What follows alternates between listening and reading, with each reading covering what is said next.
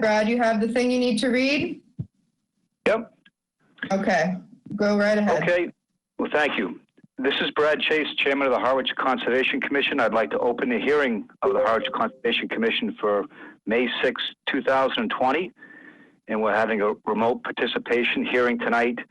And I need to start off by reading a order from Governor Baker's office. So if you'll bear with me for a minute. Pursuant to Governor Baker's March 12, 2020 order suspending certain provisions of the open meeting law, General Law, Chapter 30A, Section 18, and the Governor's March 15, 2020 This conference will now be recorded. Order imposing strict limitation on the number of people that may gather in one place. This meeting of the Town of Harwich Conservation Commission on May 6, 2020 at 6:30 p.m. will be conducted via remote participation. Specific information and general guidelines for remote participation by members of the public and/or parties with a right and/or requirement to attend this meeting can be found on the Town of Harwich website at www.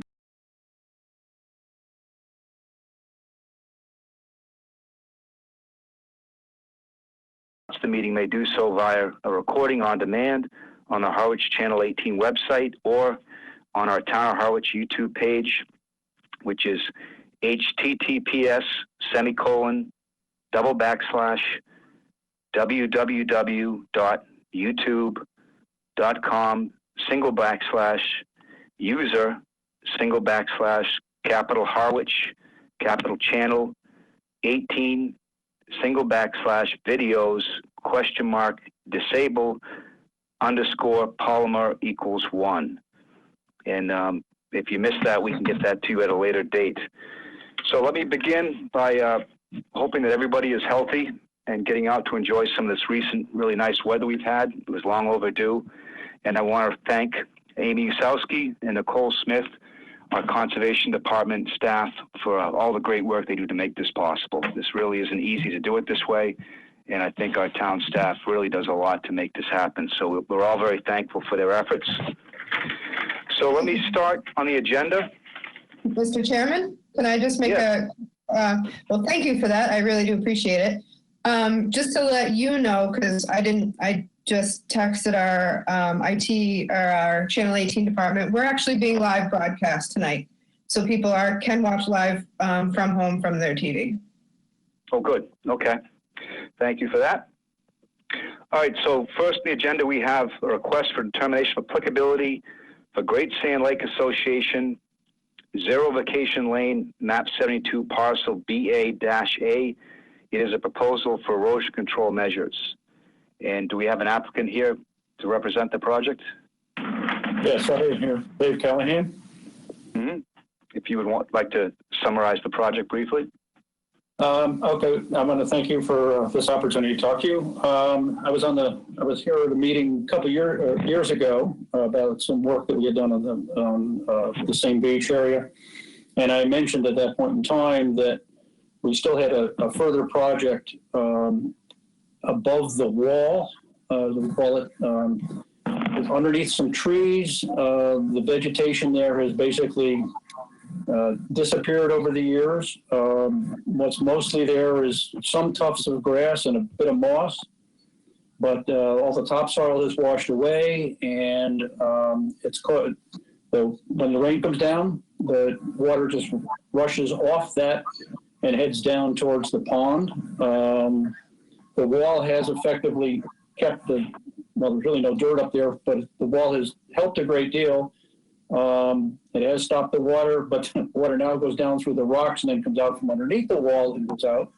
And we were hoping to plant some grass up in that area that would be, that would slow the water down and allow it to percolate. I've met several times with Amy and with Nikki to discuss options, and we've come up with a conclusion that what we would do is hand break up the hard pan, no mechanical basis, bring in some topsoil and seed it with probably a mixture of Cape Cod mix and Harmony grass seed. I don't know how much experience you guys have with Harmony, but we've experimented with ourselves here at the Association Beach on Clearwater Drive. and find it's incredible stuff in terms of once it gets started, it's fine. So our primary goal is to have the Harmony take over. We'd be using the Cape Cod mix mostly because it comes up a lot quicker and fills in and so forth. We would then probably, once it's leveled out and seeded, we would cover it with something. We'll work with Amy on exactly what we would put on top, whether it's a straw mix or some sort of mat material to keep any of that topsoil from washing away. We have a neighbor next door who will let us hook up to his water, so we irrigate it lightly on a daily basis to make sure that it grows. And that's the project. Are there any questions? Okay. Thank you for that summary. Amy, do you have any comments for us? Sure. I'm very familiar with the site. Dave and I have been there many a time, and the commission should be familiar with it too. They've experimented with various things over the years to try to keep the erosion, which really stems from road runoff at the bay. They do have some leaching trenches, but it really likes to go right over this section of the property, right down to the beach. So there's really no substantial vegetation. It is heavily treed, but there's no substantial understory vegetation other than, as Dave said, a few tufts and some moss. So if there was a way to slow down the water and get it to better infiltrate, grass has the best roots out of anything. Thought that this was something worth trying. But if the commission, and I would recommend approval of this, it's a benefit. I would just say it's not to become, and I'm saying this more for the public, not so much for Dave and Jim Robichaud who are on the call, because I know they know this, but it's not to become a lawn area or anything like that. Meant to kind of grow and fill in and create, and it's really for stormwater management. So with what they propose with putting down, breaking up the hard pan, loaming and seeding with those two mixes, which are both appropriate, I would recommend.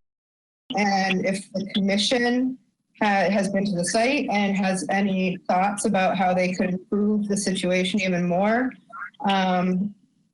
those are people on the commission who have more experience in this realm. I mean, I'd recommend approving this. And all right, thank you, Amy. So what I'll do is I'll go down a list I have of the commissioners and ask them all for comments. I'll just take the same tally as we go on. So I'm going to start with Carolyn. Any comments on this project?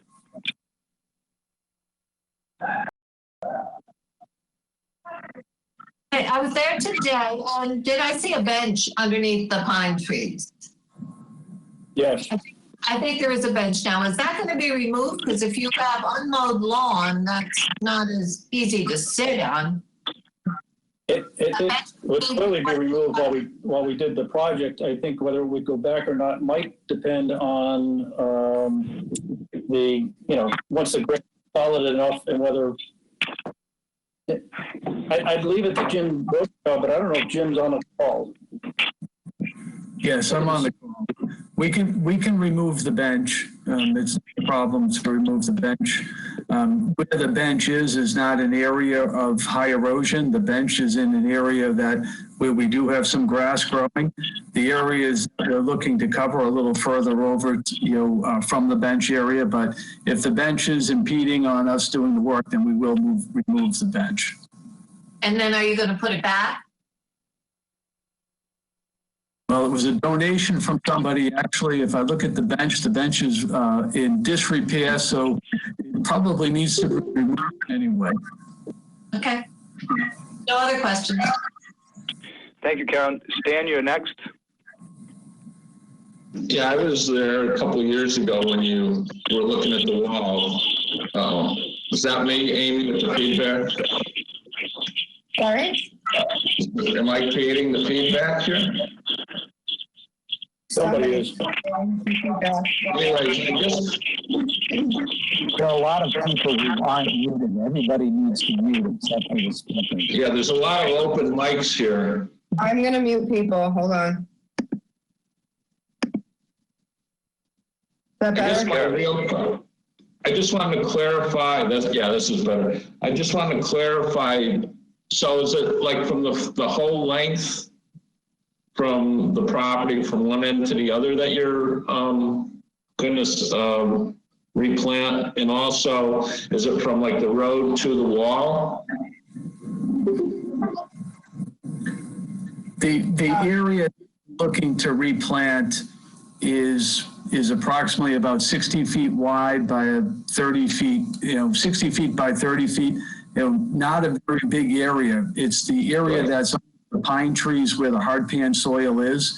So it is probably 1/3 of the section of the property that we're looking to replant. And it's from the picket, the fence, the post and rail fence that we have to the retaining wall, which is approximately 25 feet. Right. Okay. All right. That's what I thought. I just wanted to clarify that. Thank you. Thank you. All right, John, I have you next. Yeah, I have no comments. Okay, thank you. Mark, you're up.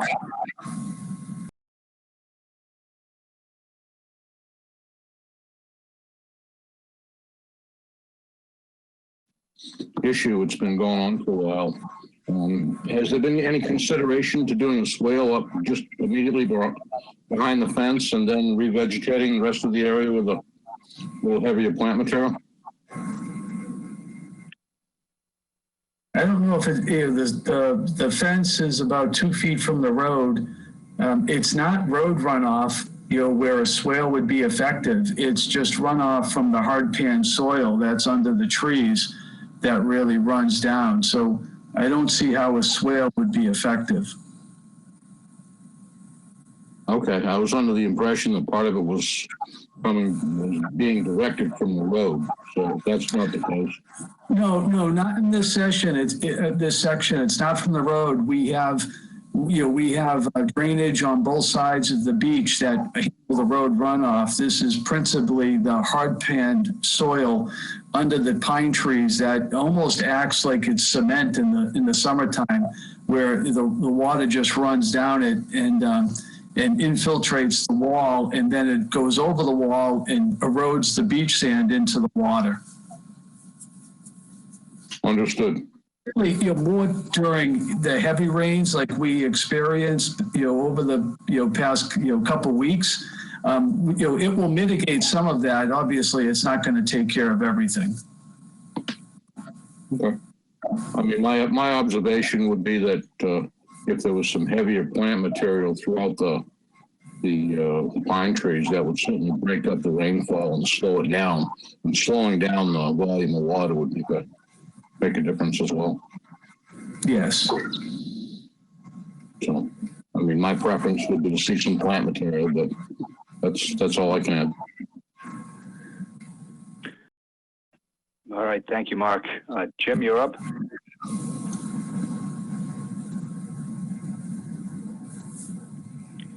Jim, you're up. Jim Donovan? I don't think you can see. Can you hear me? Yeah, I'm on. Okay. I have no comments. I think this would be fine. This will help the runoff from that, so that's fine. Okay, thank you. Jim, can you hear me? You're up for comments. Let me open the chat so you can see that.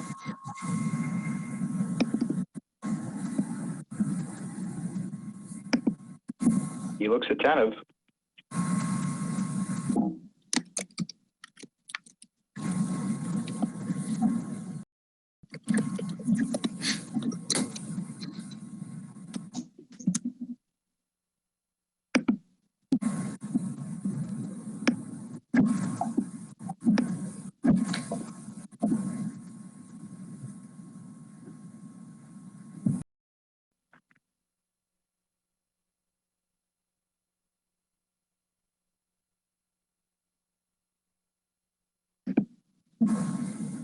I don't see that he has a mic. Yeah, I just noticed that either that or it's off there. Now you're caught.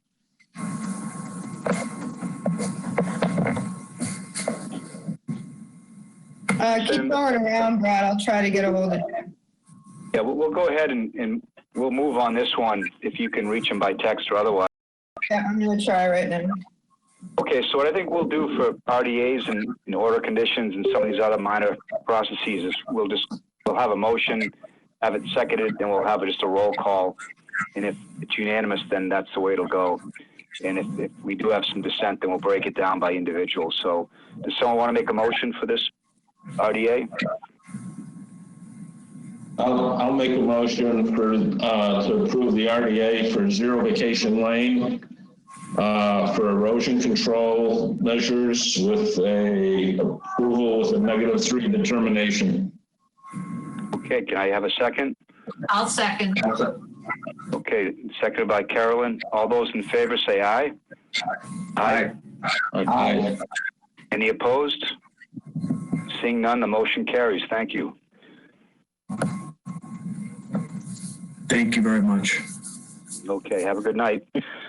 Thank Okay, you, next you on the too. agenda is 5 Yankee Clipper Way. It's an RDA at map 103, parcel S2-4, proposal for driveway and grading.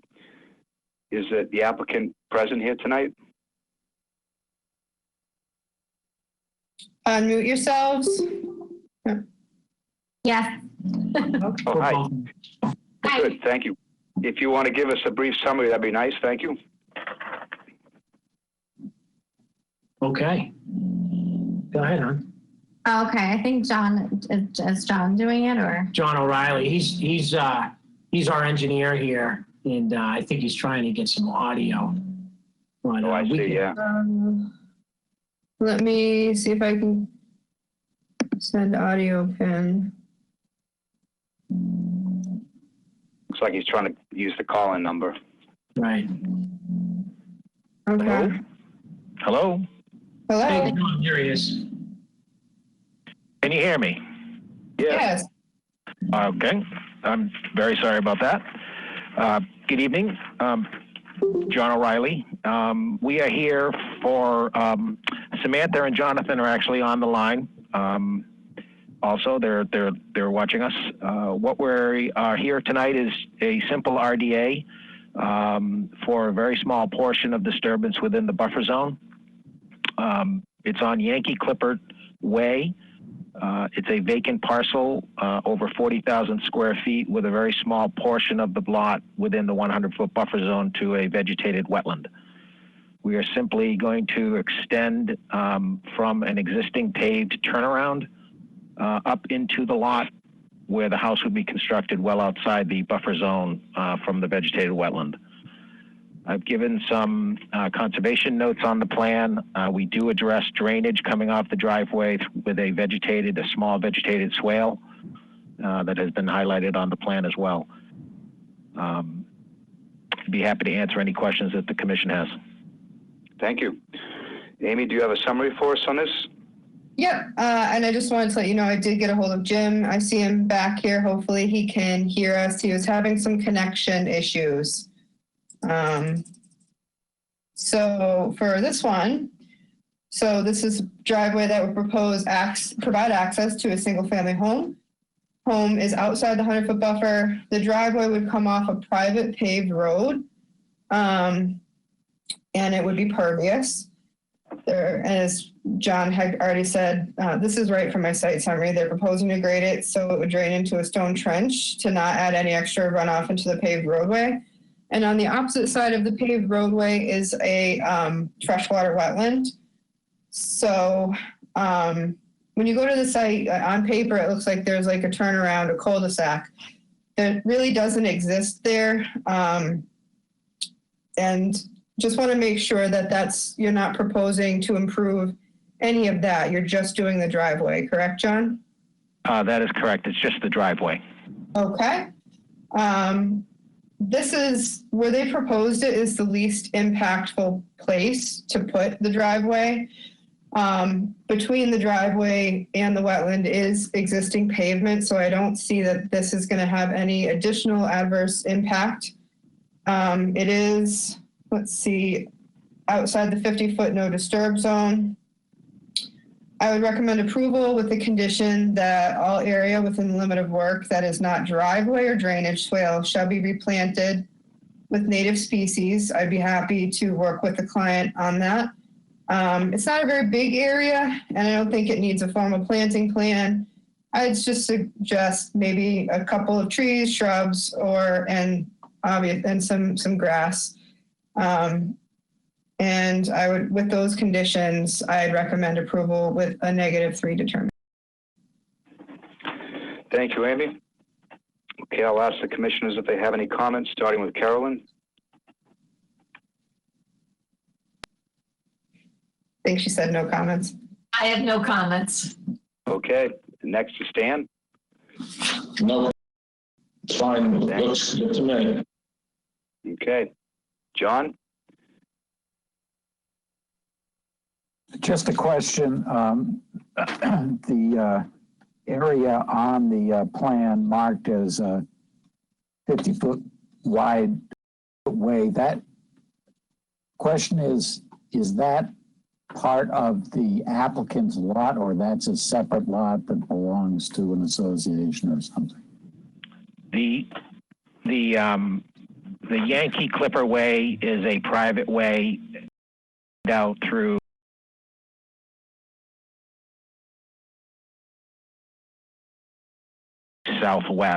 southeast, parcel S25. It's a right of way. It's not, no one owns it. It's a private way. All the abutters, people that have frontage on it would have, I'm sure, a fee in the ownership rights in the road.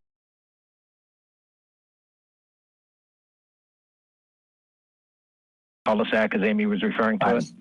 Okay. All right. Thank you. That's it. Thank you. Nothing else. Okay, Mark, you're up. Nope, I agree with Amy. Okay. Jim? Well, let's see. Can you guys hear me okay? Yeah. All right. Amy, in your site summary, had you mentioned some shrub plantings in the drainage swale? More about the drainage swale. I thought the swale was going to be stone. John, is that correct? No, the stone is actually going to be buried in below the swale for absorption.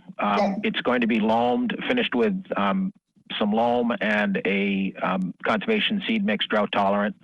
Okay. That's the only notation I've made as far as revegetation of the shoulder work. But I think working with staff as far as if we can cluster some shrubs together, I think we could accommodate the intent. Yeah, that was my misunderstanding. I thought you were just going to kind of have an open, piece or gravelly area for the swale. The idea is to make it look like just a simple depression that will receive water and then use the trench to disperse it. Yep. So in that case, yes, there should be some shrub plantings in the swale too, and I'd be happy to work with you on that. It's again not a big area, but that will even help to provide infiltration for you. Yes, it will. Yeah, I'm okay with everything else as long as you can work with them to replant all the disturbed area within the 100-foot buffer, and there should be some shrubs or trees if trees are removed and kind of replant it. That's all. Sure. We'd be happy to work with staff, and Stephanie and Jonathan are on the line, so they're hearing this firsthand. So this is good. All right. Thanks, Jim. Ernie, you're next. Yeah, Amy, our requirements are generally a 2-to-1 mitigation for any disturbance in the 0 to 50. Mm-hmm. I'm sorry, the 50 to 100. Does this meet that?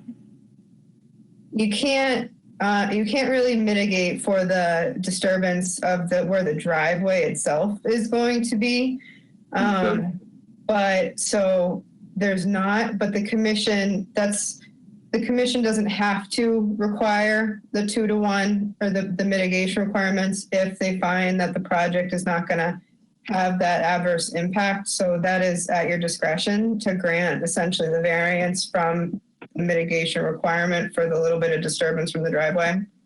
Are there any other areas on the lot that would suggest we could place a mitigation there? I'm not sure, like within the 100-foot buffer, no, but you know. It's a fully treed and wooded lot. Yeah. Okay. I mean, I could, if it came down to it, if the commission was really wanting that, I'm sure I could work with the owners to either keep an area more natural or something. Well, I mean, what we've asked for in other situations where there's not adequate areas within the existing lot to provide mitigation, that we do the mitigation off-site. Is that appropriate here? You could. I usually take off-site to mean somewhere at a different site, but still within a buffer zone to a wetland. We really just don't have jurisdiction outside the 100-foot buffer, so it becomes really hard to enforce that. I think one of the things the commission, I would hope, would understand is, you know, the applicant is choosing the path coming off the existing paved driveway to enter their house, or enter a garage. The garage is on the north side of the lot. You know, so they're taking the path of least resistance to get to their lot. Much like the lots on campground, we, you know, they were vacant parcels, so providing 2-to-1 mitigation is very difficult. I would just ask the commission to, you know, take a look at the minor impact to the connection of the driveway to the paved turnaround as the minimalist approach here. And we are controlling our runoff. John, the minimalist approach I'm sorry. Go ahead. No, I was just going to offer that I believe the drainage swale provides mitigation because we are controlling our runoff. Yeah, I mean, the minimalist approach would probably be to put the garage on the reverse side of the house. I'm sorry, say that again? I say the minimalist approach would probably be to put the garage on the reverse side of the house, on the, I assume it's the south side. Well, then it would be coming off the end of the paved drive through where it says Yankee Clipper Way to a driveway on the south, the garage on the south side of the house. Yes. That would impact more of the resource than the buffer zone than what we're proposing today. The turnaround is a wooded, undisturbed lot. That's correct. It's not a lot, I guess, but it is a undisturbed wooded area. Yeah, all right. All right, thank you. All right, well, that's fine. If nobody else has any concerns about the mitigation, then I'm fine. Okay, maybe some of Jim's ideas could be worked on to, you know, just improve the plantings, maybe just boost the plantings a little bit, not worry about any square footage formula because there is improved benefits from the drainage. That may be something that can be worked on. I think we'd be happy to work with Amy on that, Chairman. Oh, good. Okay, I think that's kind of the trend you're hearing here, Amy, to try to, you know, improve that a little bit. Yep, that's fine. Mitigation that way. Would one of the commissioners like to make a motion on this? Chairman, before you do, I just know that we did have an abutter who was interested in this, and I just wanted to see if you wanted to open it up for public comment. And if somebody is on a cell phone, you need to hit *6 in order to be heard. Thanks for that reminder, Amy. I'd like to comment on this project from the public in attendance.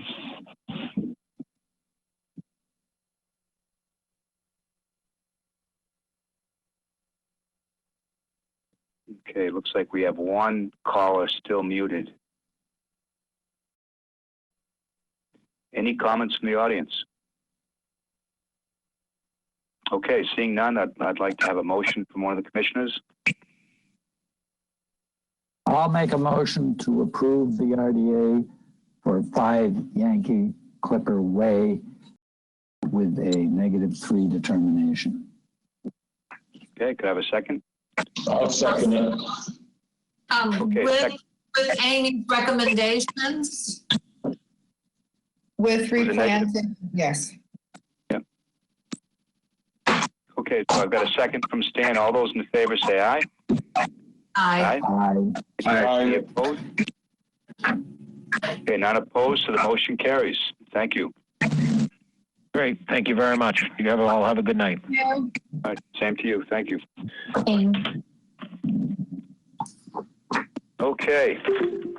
Next on the agenda, we have a request for determination of applicability for 97 Pleasant Road, map. I don't see a map number there, but it's parcel Z3-5. It's a proposal to enlarge the driveway. Is there a representative here tonight for this project? Yes. My name is John Casabone. And Ms. Adams is on as well. Okay. Hello. Would you like to give us a brief, thank you. Would you like to give us a brief summary? Well, I guess what the Mr. and Mrs. Adams are looking to do is just widen their driveway a little bit at the end, as when they have their car parked where there's room, there's really no room to move around or back, to back out. And they're also concerned about emergency vehicles making their way into the property. So what they're looking to do is just to, just widen the driveway a little bit at the end to facilitate cars backing out, and should the case be needed for emergency vehicles. I don't know if you want to add anything. I would just add that currently with 3 cars in the driveway, it poses a challenge maneuvering. I think cars are we have to carefully plan where people park. And in addition to needing room for cars for our family and friends, I do have that concern for emergency, fire and ambulance. If they had to get into the driveway, it's fairly long driveway. It's narrow. At the base, it does open up.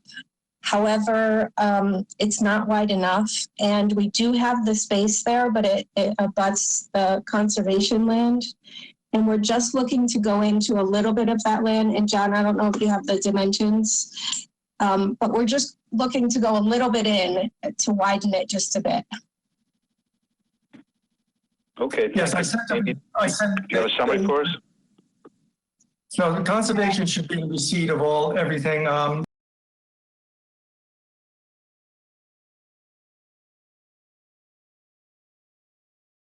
We just arbitrarily picked a little spruce tree, and then I think it comes out 17 feet and then 37 feet back. So it's like a big triangle. That's the base where we'd like to start. Okay, thank you. Amy, do you have any summary comments for us? Yeah. So we have a 50-foot no disturb zone, and I completely understand your need and your desire and the issue here. And it is really tight. You have a tight lot, and it's really difficult. But we do have a 50-foot no disturb zone, and the closest proximity really to the wetland is about 5 feet away is what you're proposing. So it's not towards that 50-foot line. It's really right at the wetland edge practically in one of the closest location. So I would be, when you're working in the 50-foot no disturb zone, this is an RDA, that's the middle filing. I would really be interested in seeing if there's any potential other options that you have for parking up there. That would be a little bit farther away from this, expanding maybe a little bit closer up to the house rather than in the direction you're doing it. We can approve a variance from the 50-foot no disturb zone if there's a hardship. And certainly, you know, emergency access is a concern. So, but as it is presented, I think I'd want to, before I make many recommendations, I'd want to kind of hear from you if there's any other options that could improve this a little bit for you without getting closer to the wetland as you're doing. And hear from the other commissioners, because as of right now, I can't support this, unfortunately. Thank you, Amy. Does the applicant want to respond to that briefly now before I ask the commissioners for comments? So meeting the 50-foot variance or the 50-foot away from the wetlands? You're about 10 feet away with your driveway. So how did we get it? Did we get it approved at 10 feet? No, well, the regulation went into place in the thousands for the 50-foot no disturb zone. I don't know when the driveway was created. The jurisdiction of the Conservation Commission is 100 feet away from a wetland, and you also have to mitigate for any disturbance that you do. So I don't know when the driveway, the house, the lot was created. I don't have that information. But I'm guessing well before the early 2000s. So these are newer regulations that have been put into place to better protect our wetlands. Got it. I believe the house is, it was right around 2000 when it was built, maybe 2002, somewhere around there. Actually, I have the septic plan shows 98. So yeah, it's probably around 2000 that the house was at. Yep. That's true. And we could put in, you know, another area up closer to the house for a parking space, but it doesn't address the need for the ambulance, for fire to get in and maneuver around, especially if there. And just being allowed to have that extra space, it would allow us to pull in and each car could face the house like, you know, a parking lot. And then each car can back up and go out the driveway front going forward. Right now, people are not able to maneuver around, so they're having to back out of the driveway. It's very long. There's trees on both sides. There has been concerns about people hitting a tree, hitting the telephone pole there.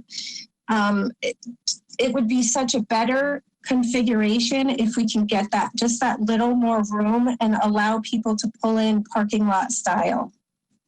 And again, it's the concern with the emergency vehicles and them not being able to get to the house if they needed to. I do understand that. Okay. Let me start with Carolyn for comments.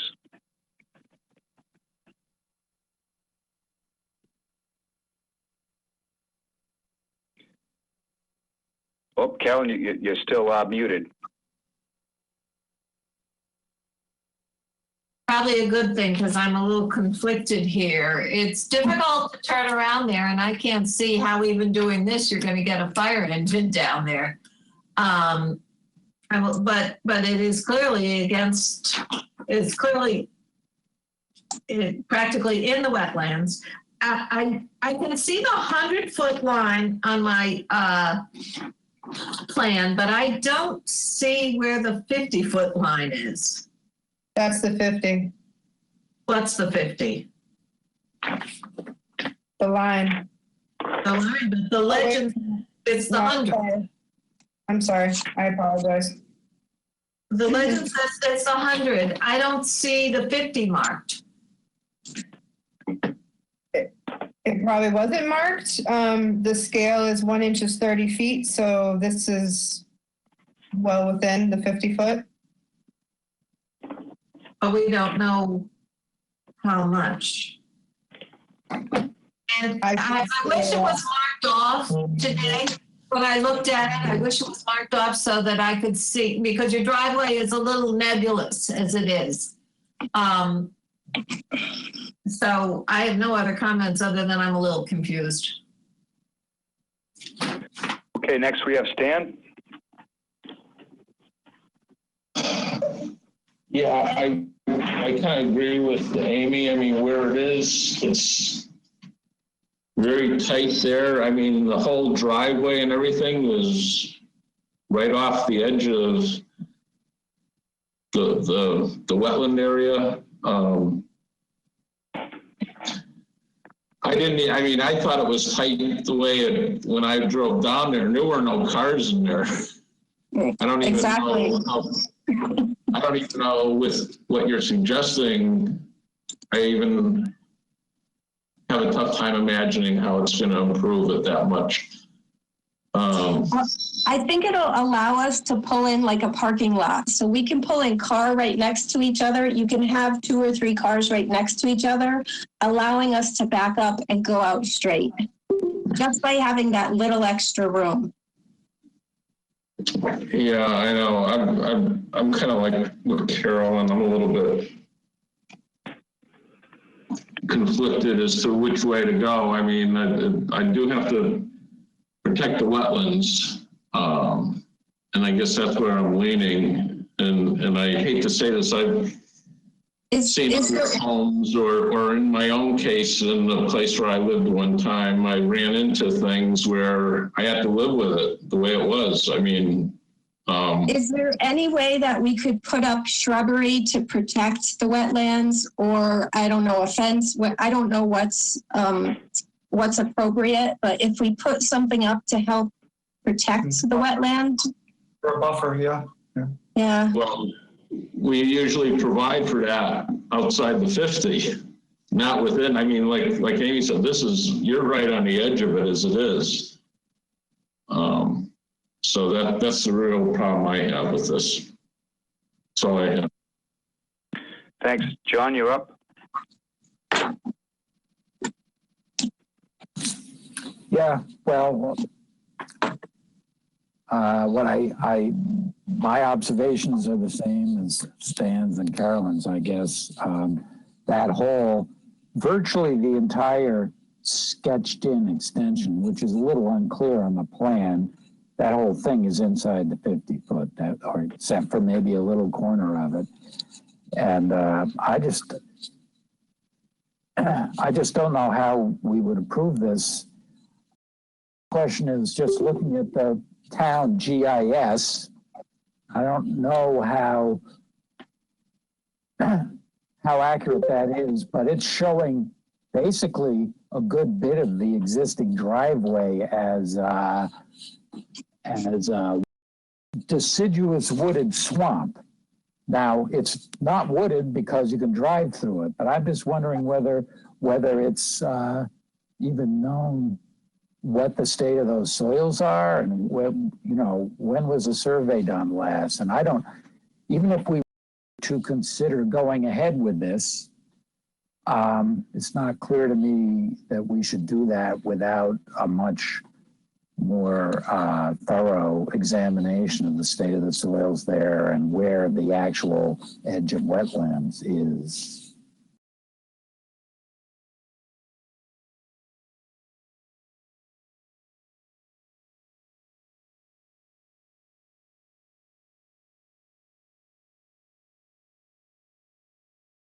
The driveway itself is almost, if it's not in the wetland, it's almost in the wetland. If I can offer a suggestion is, I haven't met recently with the owner and Mr. Recently down there. I'd be happy to go and relook at things with you, and I can better describe, because there seems to be a little bit of misunderstanding here. We can describe our regulations to you, as well as maybe come up with that, because it does seem like the commission has concerns, but maybe we can come up with something that the commission and the client can live with. Yeah, I live right in Harwich, so I can meet you out there at your convenience anytime you'd like. Chairman, I didn't mean to cut the other commissioners off if there was others who still needed to speak. Sure. We'll let them have their say. John, are you done? I guess I have one other question, which is, the legitimate concern is emergency access, but have you discussed this with Harwich Fire or EMS? I mean, what would they actually do in case of a fire emergency? I'm suspecting if they had to bring a big fire truck, they'd park it on the street and run hoses in. So I'm not sure that's a real concern as opposed to EMS access. I mean, I would think if you're concerned, you would be discussing this with them. What are they going to do? Good point. Okay, thanks, John. Mark, you're up. Actually, all things being equal, you got a driveway that's put in close to 22 years ago, prior to some of the regulation. Given the proximity of the driveway, the way the grade is, the amount of material that runs towards the old cranberry swamp, I think this is a great opportunity to control the water flow and try to benefit the resource. I think it's in everybody's best interest to go forward with this. And I think there's a viable way to do it so they have a little extra parking. What they're asking for is about 400 square feet. And I believe there's adequate space there to do that. The access from the street for fire apparatus is always going to be an issue just because it's a long, narrow driveway. But I mean, an ambulance could certainly get down in there, and once it's in, most likely is either going to back out. Chances are they would back in anyway. But the opportunity to preserve the environment right in that area, I think, exists, and I think it's a good opportunity to seize it. Okay, Jim.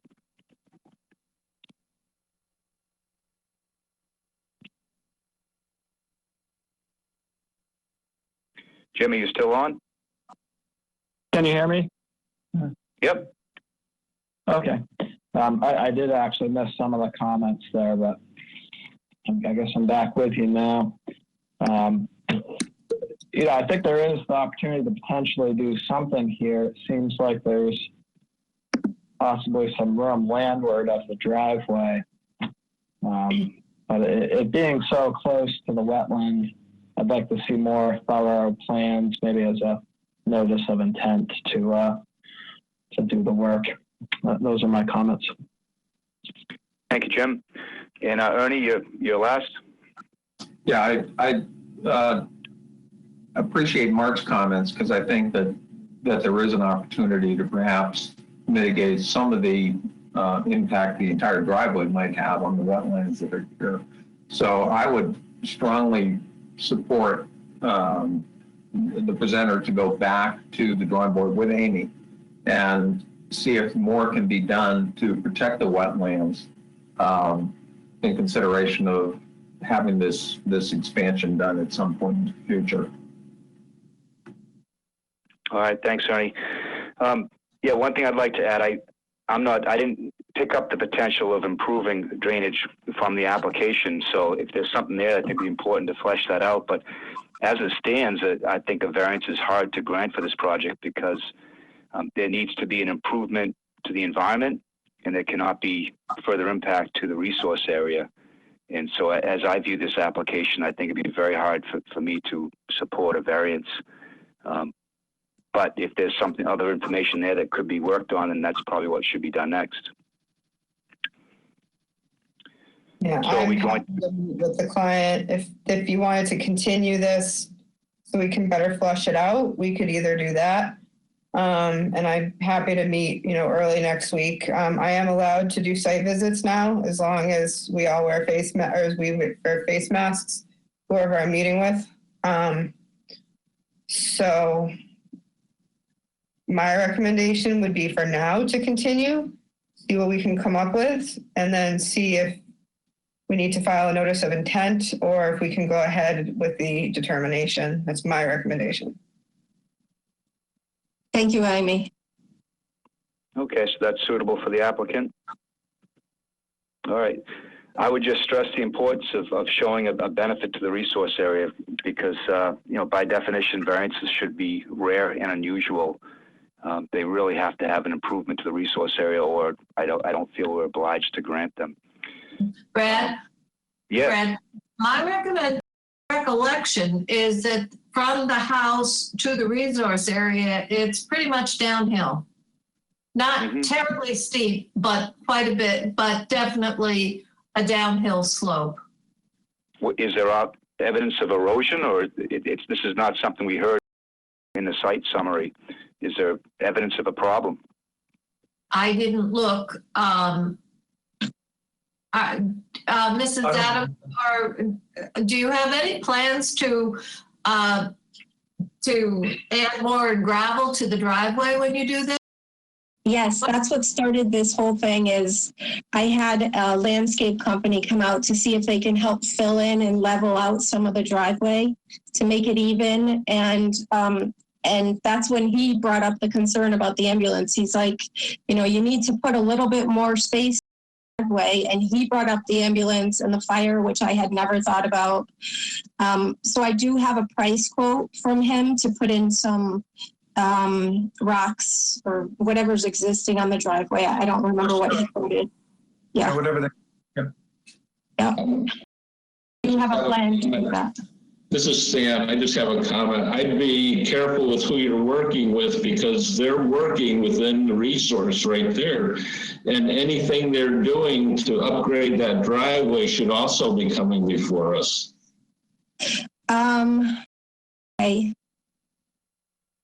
Okay, I got that. I didn't realize that. He told me that he couldn't do anything without going through this board. So I just didn't know the process. would we have to do the application all over again if we're going to do driveway as far as surfacing it with crushed stone, or can we just use the same, the same application that we have here? Well, let's meet on, my recommendation is to meet on site first. Okay. I can do it very early, I could probably do it Monday next week. And we can decide. The other hang up is the project suitable for determination, or is it a notice of intent given its proximity to the wetlands? So I would hesitate to say you could include it just yet, but typically, okay. Yeah, so I would say let's wait till we meet and go from there. Okay. Okay. When's our next meeting, Amy? The 20th. Okay. Any comments from the audience? Okay. Well, I'm going to move that we continue the hearing for 97 Pleasant Road, RDA, to enlarge the driveway until our next meeting on the 20th of May. Could I have a second, please? Second. Seconded by Mark. All those in favor say aye. Aye. Aye. Aye. Okay, motion carried. All right, John, you have tomorrow set up that meeting, okay? Sounds like a plan. Thank you very much for your time, everyone. Thank you. Thank you. Okay, next on the agenda, we have a notice of intent for 46 Indian Trail. It's map 34, parcel K3-2, proposal for a new dwelling. Is the applicant represented here tonight? Yes, David Clark, representing the applicant. Okay. Do you have a summary for us? Well, we've already made a presentation, and we were waiting for the town to get more information from the state. And I think Amy has something to present on that. Okay. Yep, I have a little something. Okay. So I did hear back from the state, and the question is of whether or not the whole wetland was a vernal pool or just a portion of it.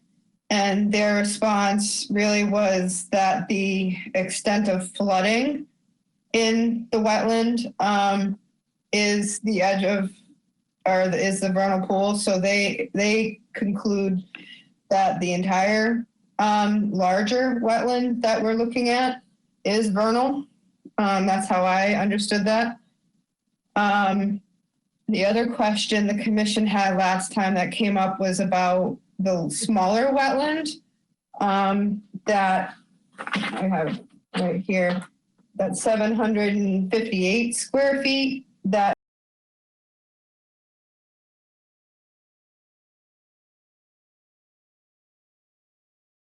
wetland, 758 square feet, is far less than our 3,000 square foot wetland size requirement. However, we don't know if that is a vernal pool either. And if it is a vernal pool, then to my understanding, that sets it apart from a regular isolated vegetated wetland, and it would have the same jurisdiction buffer zone as other wetlands would. So I have not heard back from the state on that question about whether or not the commission. I asked the state and Natural Heritage if the commission has the authority essentially to investigate that other wetland. And I have not heard back.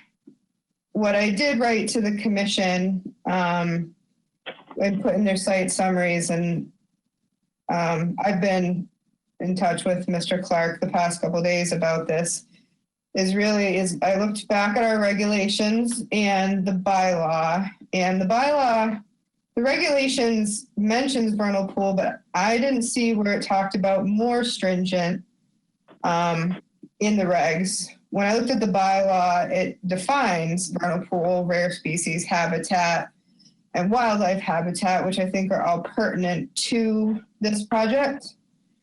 So I don't have all the answers for you. I think we're trying to get there. So one answer is that larger wetland, the predominant wetland here, they consider vernal. The smaller one, we don't quite know. And I gave you the definitions for those aforementioned things in your packets. So this is another it's difficult because on an undeveloped lot, it's really hard to provide mitigation. So the last meeting I had mentioned or asked the applicant, are there any other alternatives? Is there off-site mitigation available? These are things we just have to kind of vet before we really look at this as the last option. That's kind of my update. Okay, thank you, Amy. Should we wait until we receive that feedback from the state before we go through another round of comments? Because we really don't have too much new information. I mean, if the applicant has any comments they want to make, I think it's appropriate to make it. I think we do need, if that other little wetland is vernal and we have the ability to check that out. I know it's on an abutting property. I don't know if it would be, we'd have to see who was responsible for that, but that could create other, buffer zones on this lot. It's a tough one. And I'm sorry to the representative and the applicant. It's a tough one. Okay. Well, I guess we're looking to continue. And the question is, should we continue to the next hearing, hoping to get some feedback in the meantime? David Clark here. I don't think it's really pertinent what the state has to say here because we're dealing strictly with Harwich's regulations. This project is not subject to the Wetlands Protection Act. There is no buffer zone to isolated wetlands, and there is no buffer zone to vernal pool Protection Act. So this is entirely Harwich's regulation that we're dealing with here. So we would like to move forward. I have looked at this since the last meeting about how we could reduce the scope of the project. One of the commissioners asked last time if we could move it closer to the street, and my initial reaction was no, in that the septic system reserve area is 20 feet from the building. But looking at it again, we could pivot the building on that point where you see that 20-foot dimension line to the reserve area, and we could pull the garage closer to the street. That would shorten up the driveway. It really would not reduce the scope of other than reducing the driveway, obviously doesn't change the house, but it also pulls the limit of disturbance on the north side of our alteration area closer to the street. The second option is we could flip the house and mirror image it, so the garage would be on the left side. The setback or the requirement from a garage to a reserve area is only 10 feet. So we could, by flipping the house, we could move the whole thing 10 feet, at least 10 feet closer to the street, which would reduce the impact and regrading on the north side of the proposed house. So I think there are a lot of things we could do to reduce the scope of this, knowing now that it is a vernal pool. And so we would like some direction from the commission. Is that a worthwhile effort, or are we wasting our time? All right, well, I'll run through comments from the commissioners then. So we're looking at this suggestion to change the configuration of the house. We're also looking for ideas on how to mitigate. Carolyn, do you want to start?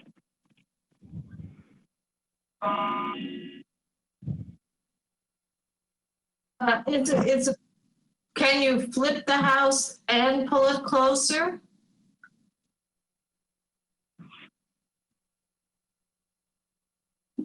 That's what he's saying. Yes. They're talking about doing both.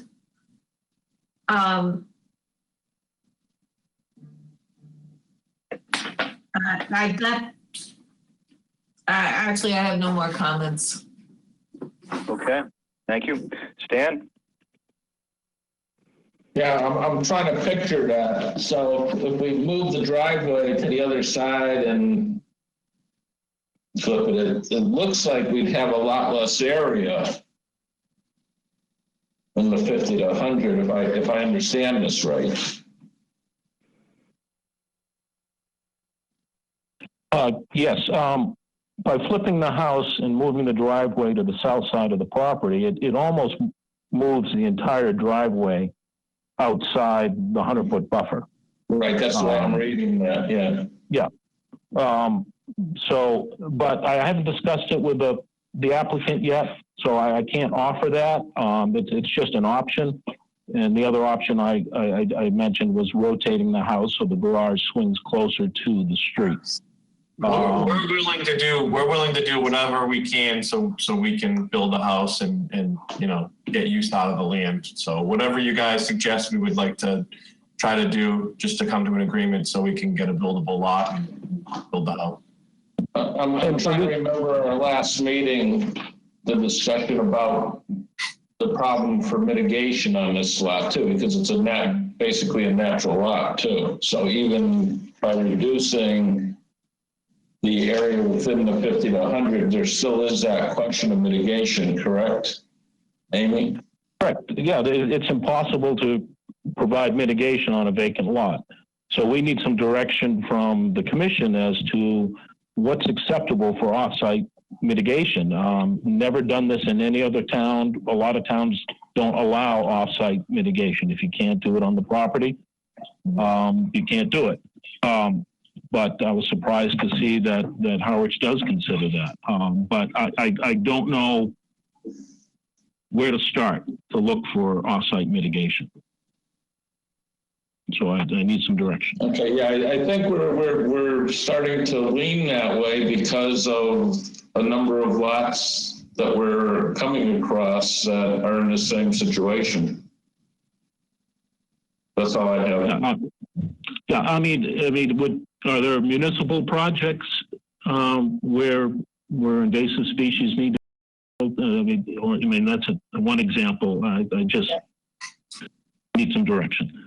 So, David, to answer your question there, the regulations, as you know, don't have to go in front of town meetings. So our regulations require this mitigation, but our bylaw doesn't have that yet. So we were anticipating being at town meeting this week, where we have that language for town meeting in order to essentially accept what we call in lieu fees.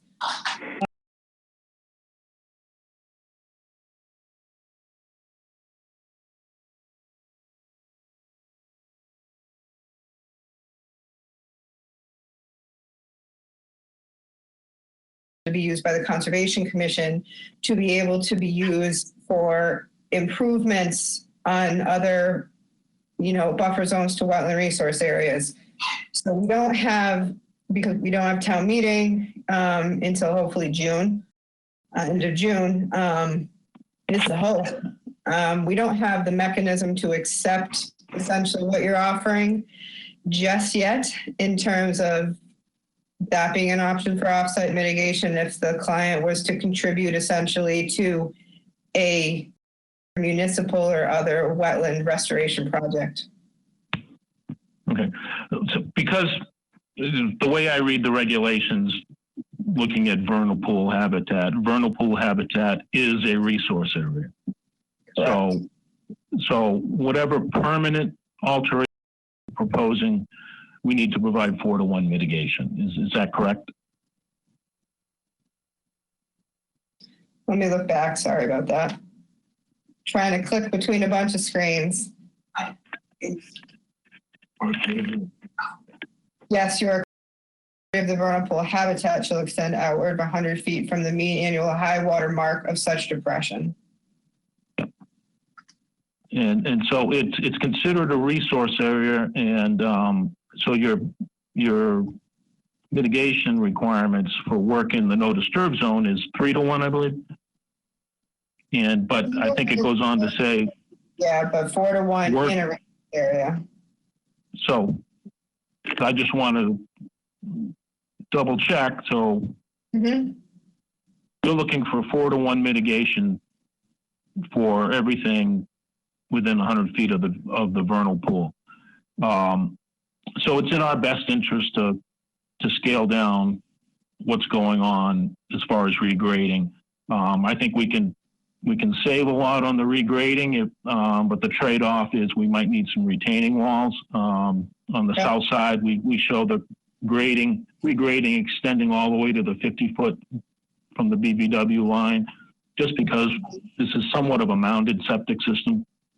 We can pull a lot of that grading back, reduce considerably the amount of disturbance on that side, but we might need a retaining wall, so that's the trade-off. So, we reduce the amount of regrading tremendously, but we add a little bit more structure by putting in a retaining wall. It'll be a short retaining wall, 2-3 feet high.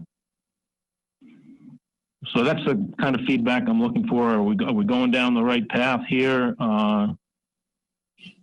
As the applicant said, they're willing to work with the commission and get a project that everybody is happy with. Yes. Now, what you just described, does that include disturbance in the 0 to 50 from the vernal pool? We're not proposing, I anticipate, we're going to go back out and locate the edge of the standing water. I think blue flax's wetland flags are upland of the standing water. That's typically what happens in these situations. This is an old cranberry bog to the north and to the west, so there is a bank there. And typically those wetland flags fall right at the top of that bank. So I expect that the standing water is not going to be any closer to the project area. So the 50-foot line right now we're honoring, and we're not disturbing it at all.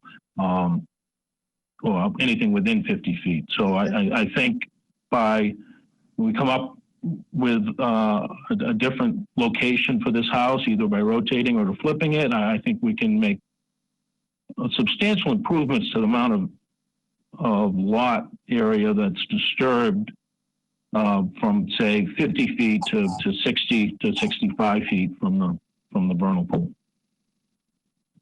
Okay. And you are aware of our regulation that has an additional 10 feet of no new construction I think it's no structure, right? There's no alteration within 50, but there's no structure within 60, and that we're honoring that right now too. Okay. Yep. Through the chair, may I jump in for a minute? This is Jim. Sure. It just seems like some of the folks here are considering two different things.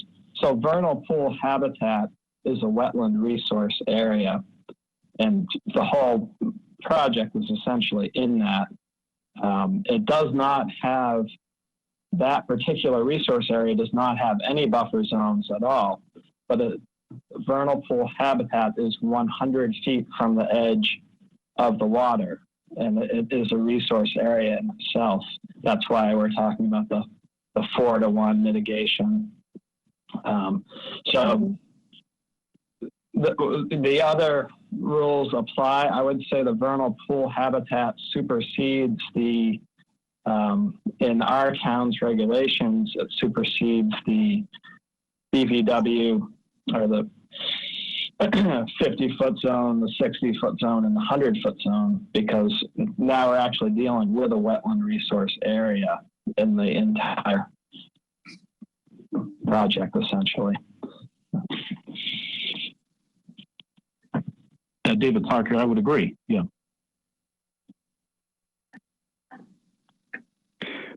If I can ask a question, but we don't have no disturb language associated with that vernal pool resource area. Is that correct? We don't directly. It's considered a wetland resource area, you know, not necessarily any different than a salt marsh or, you know, any W or whatever. It's a wetland resource area. So to me, in general, those vernal pool habitat in town Harwich, you wouldn't allow construction there. It'd be rare to issue a variance to allow construction in that wetland resource area. When you look at the science behind it, all those threatened species, the reason why we protect vernal pools, they don't actually live in the vernal pools. They live in the habitat around the pools. The pools are just for parts of their life cycle. That's why the vernal pool habitat is considered a resource area in itself, because that's what we're trying to protect. So are you suggesting?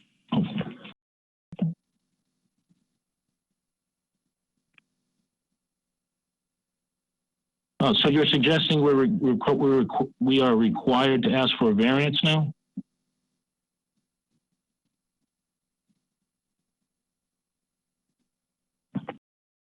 I'm sorry.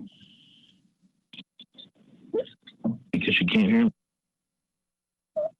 I can hear you. Can you hear me okay? Yes. Okay. I'm not sure whether you would say asking for a variance. I think yes, in a way, but in the same sense that if you proposed a project to on a wetland, because that's really what it is. So would that be a variance? I'm not really sure what the language is to explain that.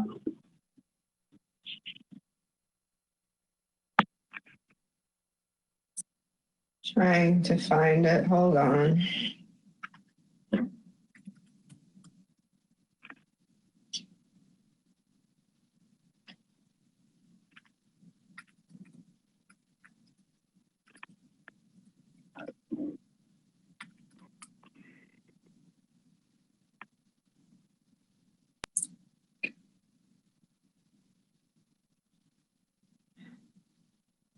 I mean, so for some reason, searching for the Town of Harwich website on my other computer to try to get to the bylaw, but it's not cooperating. If you consider, you know, if the vernal pool habitat, which is 100 feet from the vernal pool, is a wetland resource area, then to be able to alter that wetland resource area is a variance. But I don't have that in front of me right this second, so.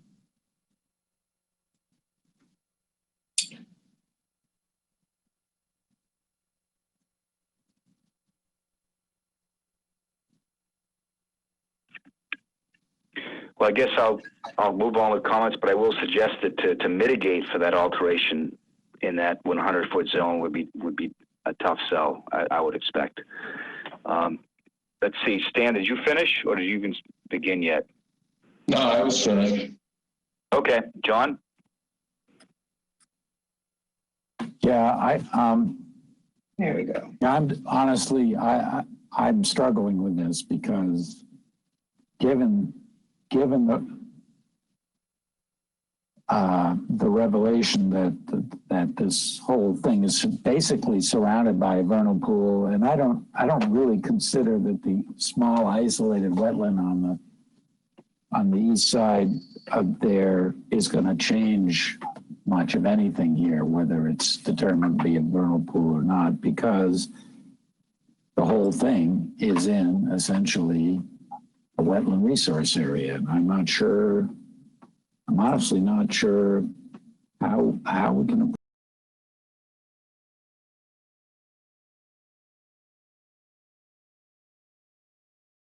say at this point.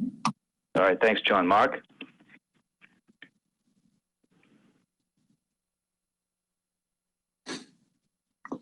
I still go back to the plan that was previously approved on this lot. There isn't a tremendous amount of difference. I can see some improvements with what's here, and I think there's room to gain additionally.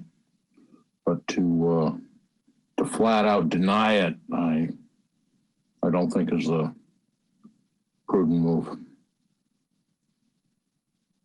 Okay, thank you. Jim, you like any further comments, Jim?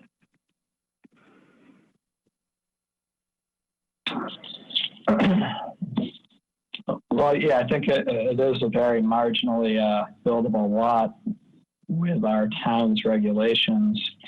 I think that the only way I could support it is with some really substantial minimization or downsizing of the project and some sort of mitigation, meaningful mitigation package, which would have to be off-site somehow.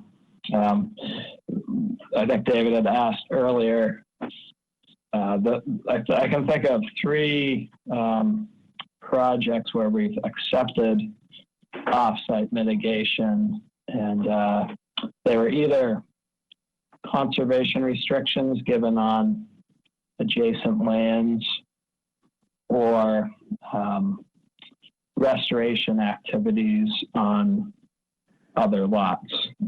These are situations where we're starting with an undisturbed lot and they wanted to develop it. So it has happened a few times in the past few years, and those were the examples that were accepted by the commission.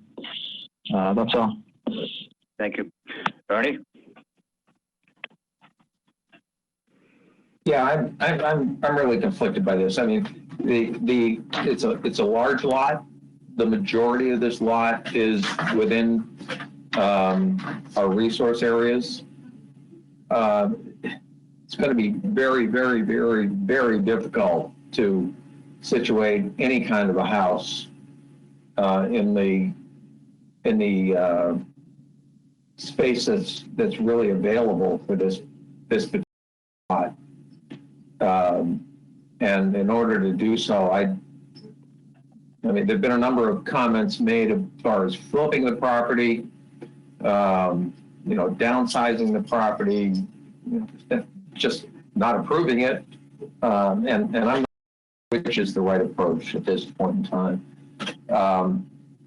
I guess my preference would be is to scrap what the plans are that we've got now and have the proponents come back with something that addresses a number of the concerns that have been already. Certainly, I don't think what's being presented here is necessarily acceptable from my perspective, anyhow. And it would require a significant amount of mitigation somewhere and in some manner for us to approve this thing at this point in time. That's all I have. All right, thank you, Ernie.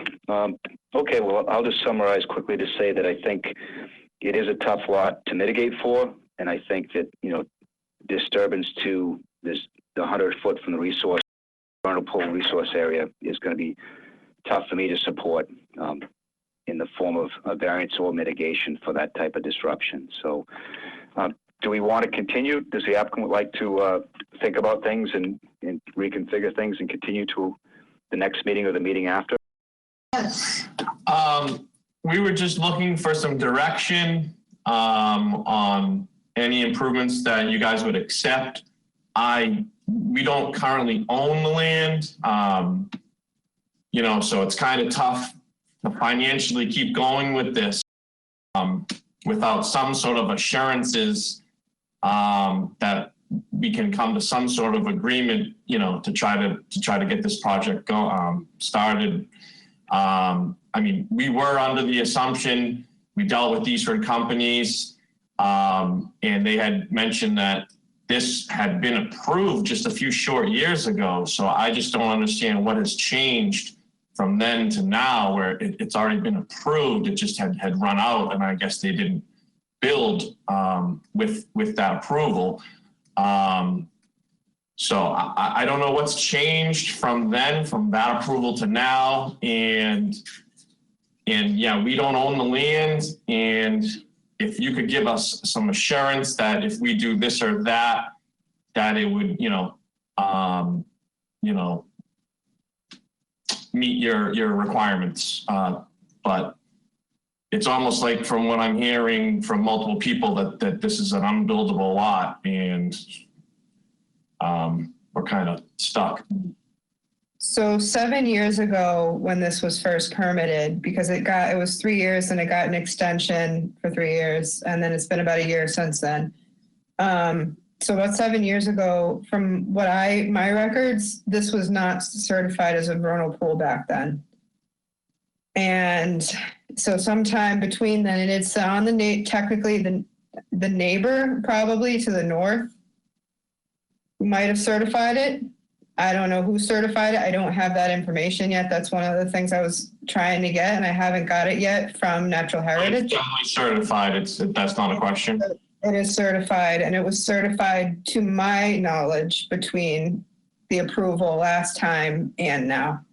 It's such a beautiful lot, and it's big. You know what I mean? I just, it's a shame to not be able to do something on such a nice little neighborhood on that little cul-de-sac. It would be a shame to just sit there unused. But, you know, again, anything that we can do to come to an agreement, we'd be willing to do. But it would be really hard to go forward financially, just scrapping everything without, you know, at least, saying that you'd be open to a couple different ideas, you know. For me, I still have a couple of unanswered questions that I am waiting to hear from Natural Heritage. As you've heard from the commissioners, this is a difficult lot. So, and it's hard for us to give an opinion whether, I think, you know, we're always here to and willing to look at plans. But again, to your point of financial investment already, you know, I understand that too. So I can't make a recommendation. It's up to you. If you want to wait another 2 weeks, see if we have any more information before really making a decision, you can do that. If you want to go to the drawing board, you can. Well, we'd love to make adjustments or changes to the site plan, you know, per your recommendations, you know, if it's realistic, you know. I don't know if it is. Yeah, David Clark here. Expanding on what Steve said, I think that's the fundamental problem on our side, is that if a majority of the commissioners have a philosophical problem with developing this site, and no matter what we do, we're never going to get a positive vote. We'd like to know that now. But if there's a chance that through mitigation and reducing the size of the scope of the project that we can get an order of conditions, we're willing to. It sounds like Steve's willing to spend the time and the money to do that. But if we spend all that money and it comes down to a vote and it's 4-3 against, we've wasted a lot of time and money. So.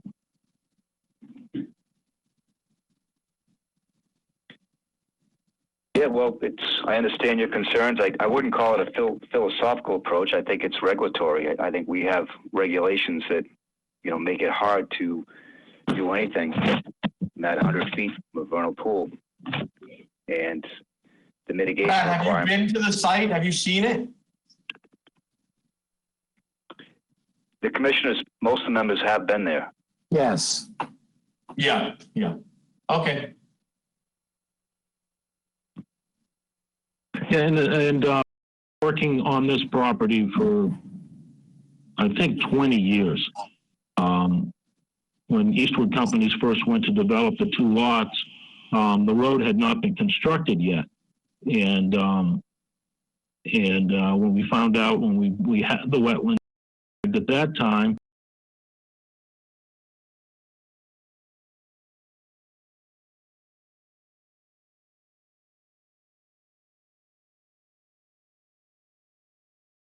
laying out a house, and it wasn't going to work. So we went back to land court, back to the planning board, and moved the whole road to the east to give more upland area for this lot. And so that was an expense there.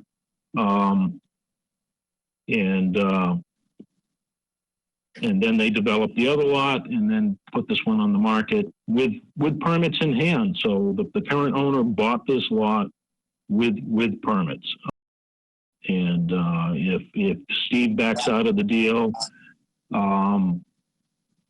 then we'll probably be back before you with the owner as the applicant and taking it all the way through to a denial if it comes to that, because she's already losing a tremendous amount of money in the sale, and to lose all economic value, I think she would probably have to pursue it beyond denial and a superseding order and things like that.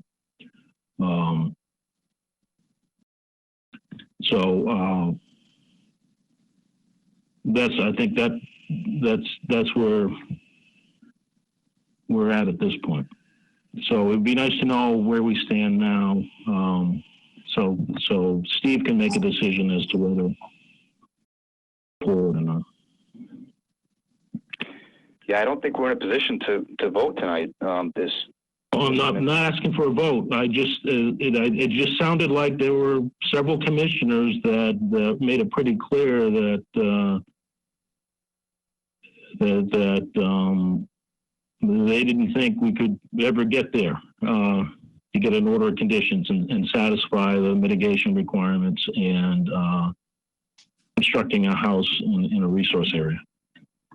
Well, right now you don't have the resource area from the vernal pool delineated correctly in the plans. Yeah, I think it's actually going to be a little further away than what we show it, because the BVW is most always more conservative. So I don't see this changing tremendously. So I think you have enough information to give us some guidance as to whether we're wasting our time or not. We're just looking for some options that will, help everybody come to an agreement. Like David said, we don't want to go through all this stuff if there's no chance in getting it done. Yeah, I think what you heard was some uncertainty from a few members. They don't have enough information. Then you had you heard from a couple that felt, including myself, that it'll be difficult to build anything within 100 feet of the vernal pool. And then you heard some, members who thought there might be some way to find this, to find a configuration that would work. So, you're in a tough position of not knowing where this is going to go. You have the option to reconfigure and come back to us. So there's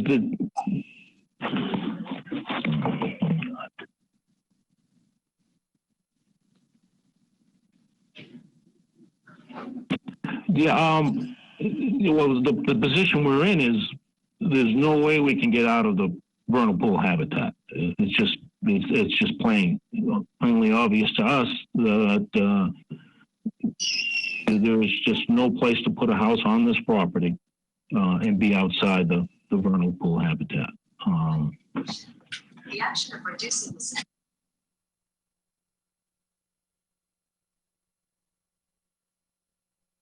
Well, then maybe, the path you described of working with the present owner may be the best way to go.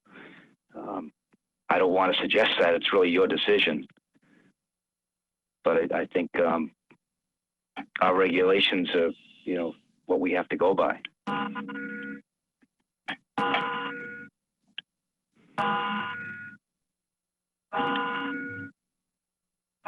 Okay, so that kind of sums it up then, I guess. So there's no chance at all? Do you want to continue and think about it?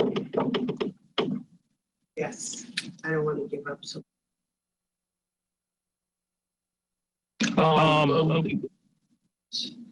It's Steve, if you want to chime in. Should we continue or withdraw? What are our options? To come back in 2 weeks with a new drawn up plan? Or the next meeting after that. That'll be your choice. And what is your suggestion to do to on the plan to make it work? Can't tell you how it would get approved. We can't, and it seems like there's a mix in the commission right now. That's the best I can tell you. Yeah, no, I mean, it seems a few of you are open to it and a few of you aren't. So the few that are open, if we could make it that it'd be agreeable, and maybe that would help sway a couple of the other people that, would help them come along as well. So we're just looking for some direction and some options to make it work, that's all. And if that's not a possibility, then that's fine. And I guess we'll have to go that route. It just seems a shame because it's a really beautiful lot. Walking, it seems enormous. I was up there. Obviously, I have no idea about any of that type of stuff, but just from a common sense wise, it looks like a very buildable lot. So Steve, what we can do is continue it to the first meeting in June. I don't think we can have enough time to put together a new proposal, get it to them 1 week before the next meeting. Okay. Then I'm going to motion that we continue the hearing for 46 Indian Trail until the next meeting in, what is June 1st, is it? Let me check. June 3rd. Okay, till June 3rd. Can I have a second, please?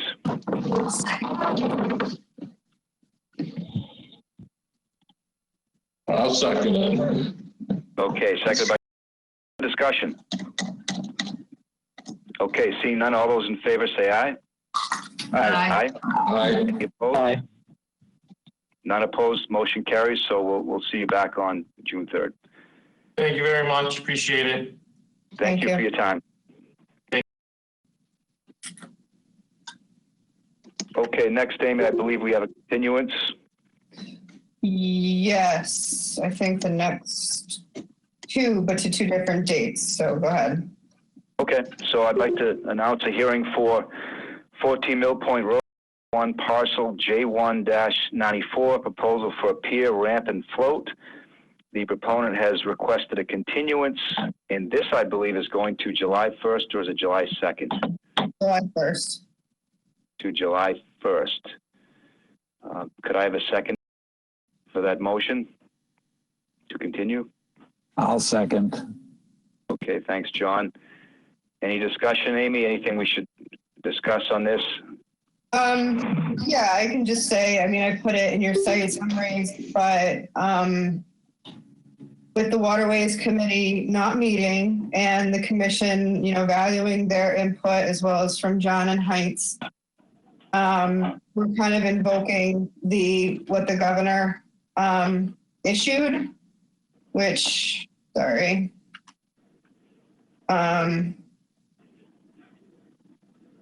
The municipal and state authorities resulting from COVID-19 Act,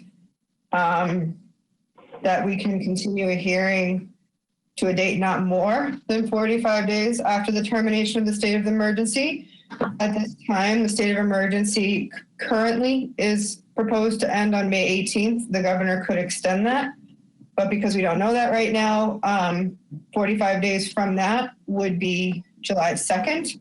The Waterways Committee has stated that they are not meeting until at least July 2nd. So we're recommending we can't meet more than, I can't suggest more than 45 days at this time that we hold off to. So at this point, I'm suggesting you continue to July 1st. And if on May 18th, the state of emergency does end, I will work with the Harbor Master and Waterways Committee to talk to them and see if they would be willing to meet in June as they normally would have and address this. But I would say at this point in time, let's extend until July 1. Okay, thank you, Amy. All right, then we have a motion to continue on the floor. It's been seconded. All those in favor? Hey, Brad. Yes. Just a minute. Can we discuss any of this at this point? Because I have a question or two. I don't, if you have a question on the process continuance, but I don't think.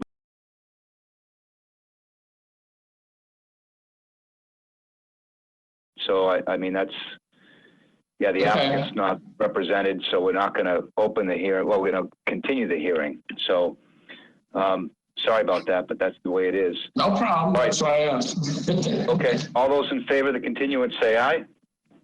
Aye. Aye. Any opposed? Okay, the motion carries unanimously.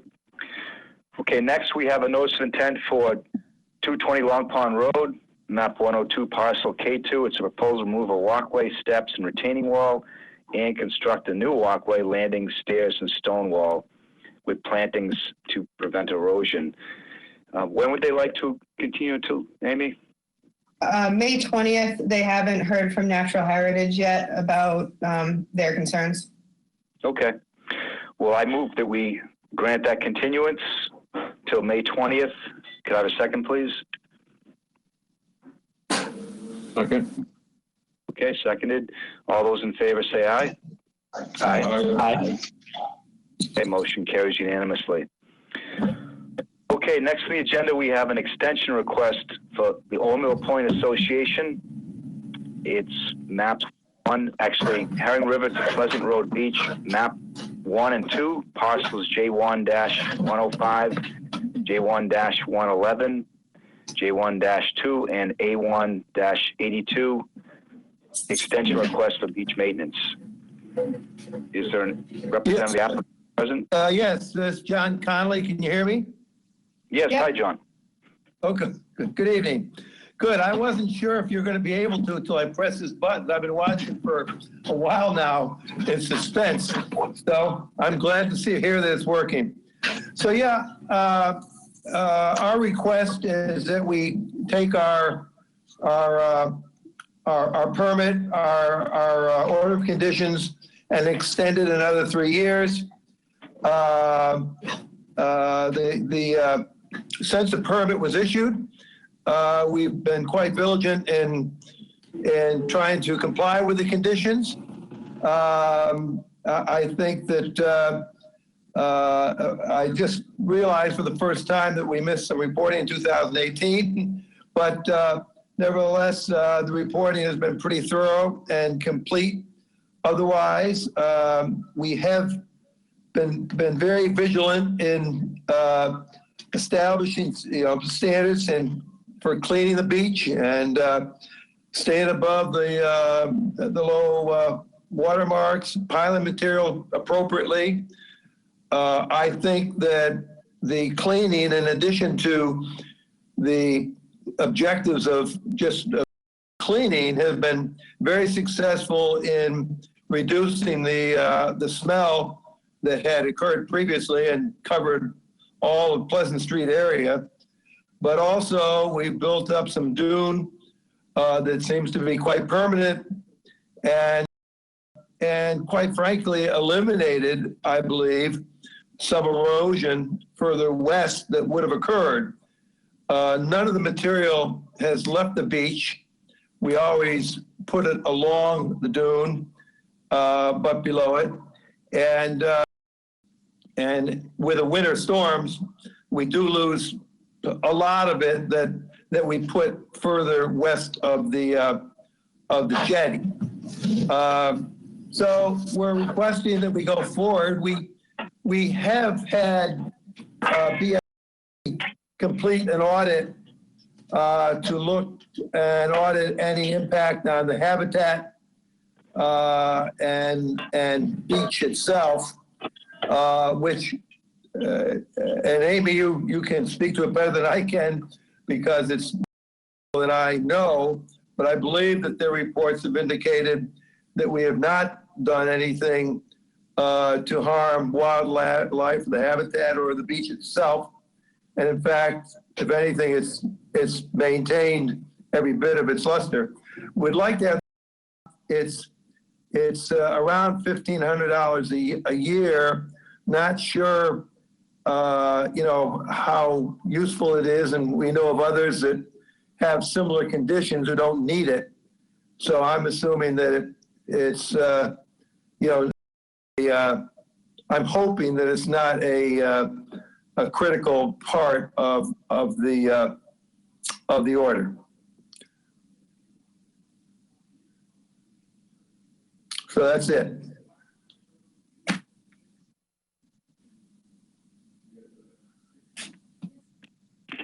Okay, thank you.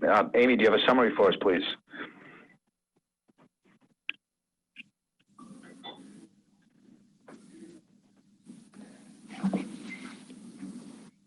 You're muted, Amy. Hear me now? Yes. Okay, sorry about that. I forgot I muted myself because my dog was doing circles and making a lot of noise. So Old Mill Point has been pretty good about contacting me at the beginning of season, letting me know their plans. I usually inspect the beaches. It's not mapped habitat, but I've inspected every year anyways, just to make sure we don't have plovers.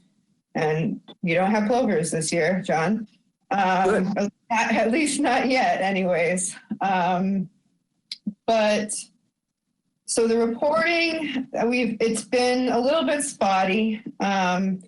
This permit was granted in 2014. It has gotten one extension for 3 years. This will be a second.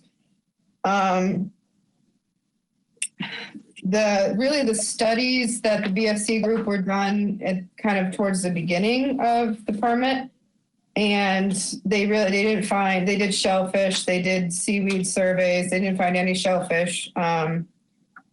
Obviously they're doing stuff above mean high water, so they shouldn't. But I think Old Mill Point, I think we need to get a little bit more on track with some of the reporting. But I think in the large in the big picture, they do a pretty good job of it. They rake the beaches far less than the town does, honestly. I do feel like some of their requirements are a little bit more than have been required of others, and I'd like to see that those standards become a little bit more uniform. Since that time, we do have a beach cleaning, beach cleaning regulations, which could be abided by, and that was designed to make all of these projects uniform. But I've been out several times to the site after raking, and they use a rake when they can. When the seaweed gets too heavy, like the town does, they do use a front end loader. It is unique that they keep the material on site. Part of the middle to the western part of the project site, you have coastal bank. They put it at the toe of that, and that acts as sacrificial material in the wintertime, preventing further erosion of their banking. And then from the middle to the east, really towards the big jetty, becomes coastal dune. And I've checked many times to make sure that they're not piling it too high so as to impede the landward or lateral movement of the dune. They're not on the dune itself. And over time, and they haven't been, and over time, it's actually created a large part of that dune field, which is incredible storm damage prevention and habitat. So I do think we need to get a little bit more on the same page with some of the reporting. But in general, I don't find that they're having a negative impact. And in fact, I find that they're doing better than a lot of others maybe. So with some work between myself and Old Mill Point to clean up the reporting a little bit, I would recommend approval of the 3-year extension. Okay, thank you, Amy. Let's get questions from the commissioners. Carolyn, do you want to start? I have no questions, thank you. Okay. Stan, I think you're next.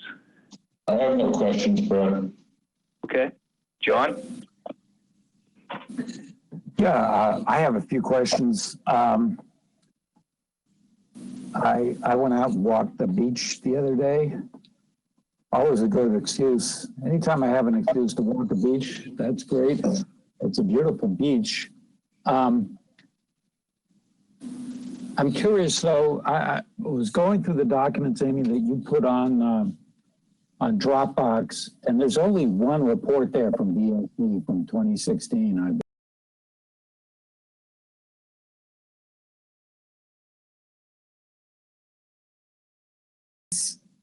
We're asking for an extension from 2017.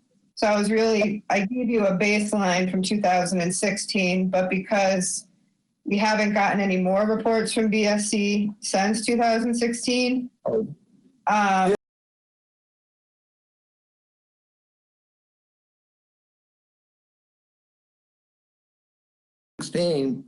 I could arrange to have them sent, and I thought they were sent. I can get them to Matt. I tried to compile everything, John, as it came in, and okay. I apologize if it wasn't. Yeah, we did not do it the last year, but they were done since 2016. Yeah. So, but that was a requirement of the order of conditions, as I understand it. Is that correct? Well, so yes. That is the baseline floor on a study was a condition that we haven't put on anybody else. And that was a topic of discussion to be had about whether we're still going to require that. Mr. Connolly asked that several months to a year ago, and the feedback from the commission was you wanted to discuss it during this time when we're talking about the extension and didn't want to talk about it ahead of time. So, okay, so one thing I'm curious about, though, is that in that 2016 report, it very clearly described where the transects were, and they were all between the jetty at the end of the Herring River and what the report refers to as the eastern jetty, which is not in fact the end of the lots, at least, that are designated there. There's another lot, which is,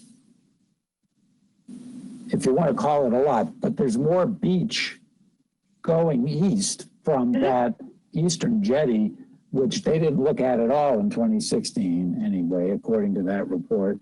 And I'm just curious about that. Is that beach cleaned too?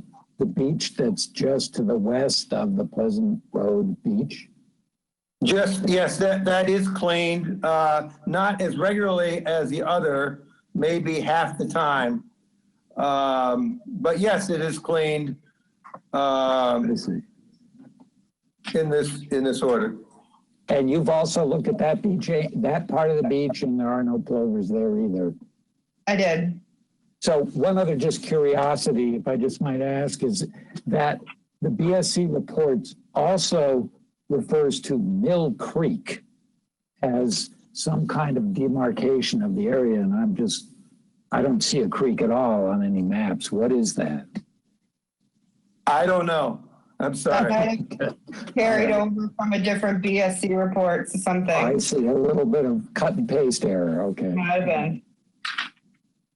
All right. And as far as there is no activity around the corner from the western jetty on the shore of the Herring River, or that whole lot that goes north from the jetty along the Herring River? No. It's not really part of what's going on here. No. It only goes to the, although we rarely clean it at the far west side, but because there's not as much buildup there, and there's not as much usage of the beach there, so it's rarely cleaned there. But there's a lot of trash actually that's accumulated there. I assume that's just over the winter, but there's like a chaise lounge and a bunch of other like cans and stuff up in that corner by the jetty. Yeah, we clean that stuff up for there, but in the normal process of cleaning it for the codium, we generally don't clean that area. But we definitely do not clean around the corner that you described. I see. Okay. Thank you. I don't have any further questions. All right, thanks, John. Mark, any questions?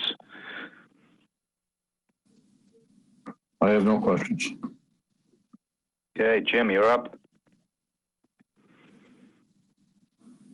Yeah, I don't have any comments on this one. Okay, Ernie? Yeah, my only question, I really appreciate the results of this surveys that were done in 2016, I guess, and 2015 too. But is the suggestion that you're going to redo those surveys?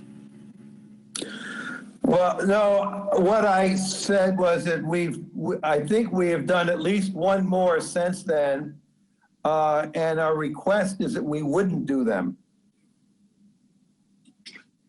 because of the expense and in the interest of fairness. We're the only ones doing them. Yeah. But that any benefit to having a new survey done from the perspective of what they're requesting here? At this time, I don't think so. I think the baselines have been kind of consistent in the past, and I think if just the reporting is a little bit cleaner, then in terms of, what gets raked, just the requirements of the reporting, I think will improve this. And they are staying above mean high water. I just have a hard time. I understand where the commission was coming from when this was permitted. This was kind of a new thing to be able to rake and keep the deposits on site. Most and you were concerned about frequency and actually don't do it, like I said, nearly as frequently as, say, the town does. I think there was a little concern there, but I don't necessarily believe that, especially they're not in priority habitat for endangered species, be it plovers or anything else, they're not in that habitat. I like to be consistent, and I don't feel that, you know, if the town is not being required to do this type of monitoring, I don't think it's fair that we have people responsible, particularly if they're not in what's considered priority habitat. So. Yeah.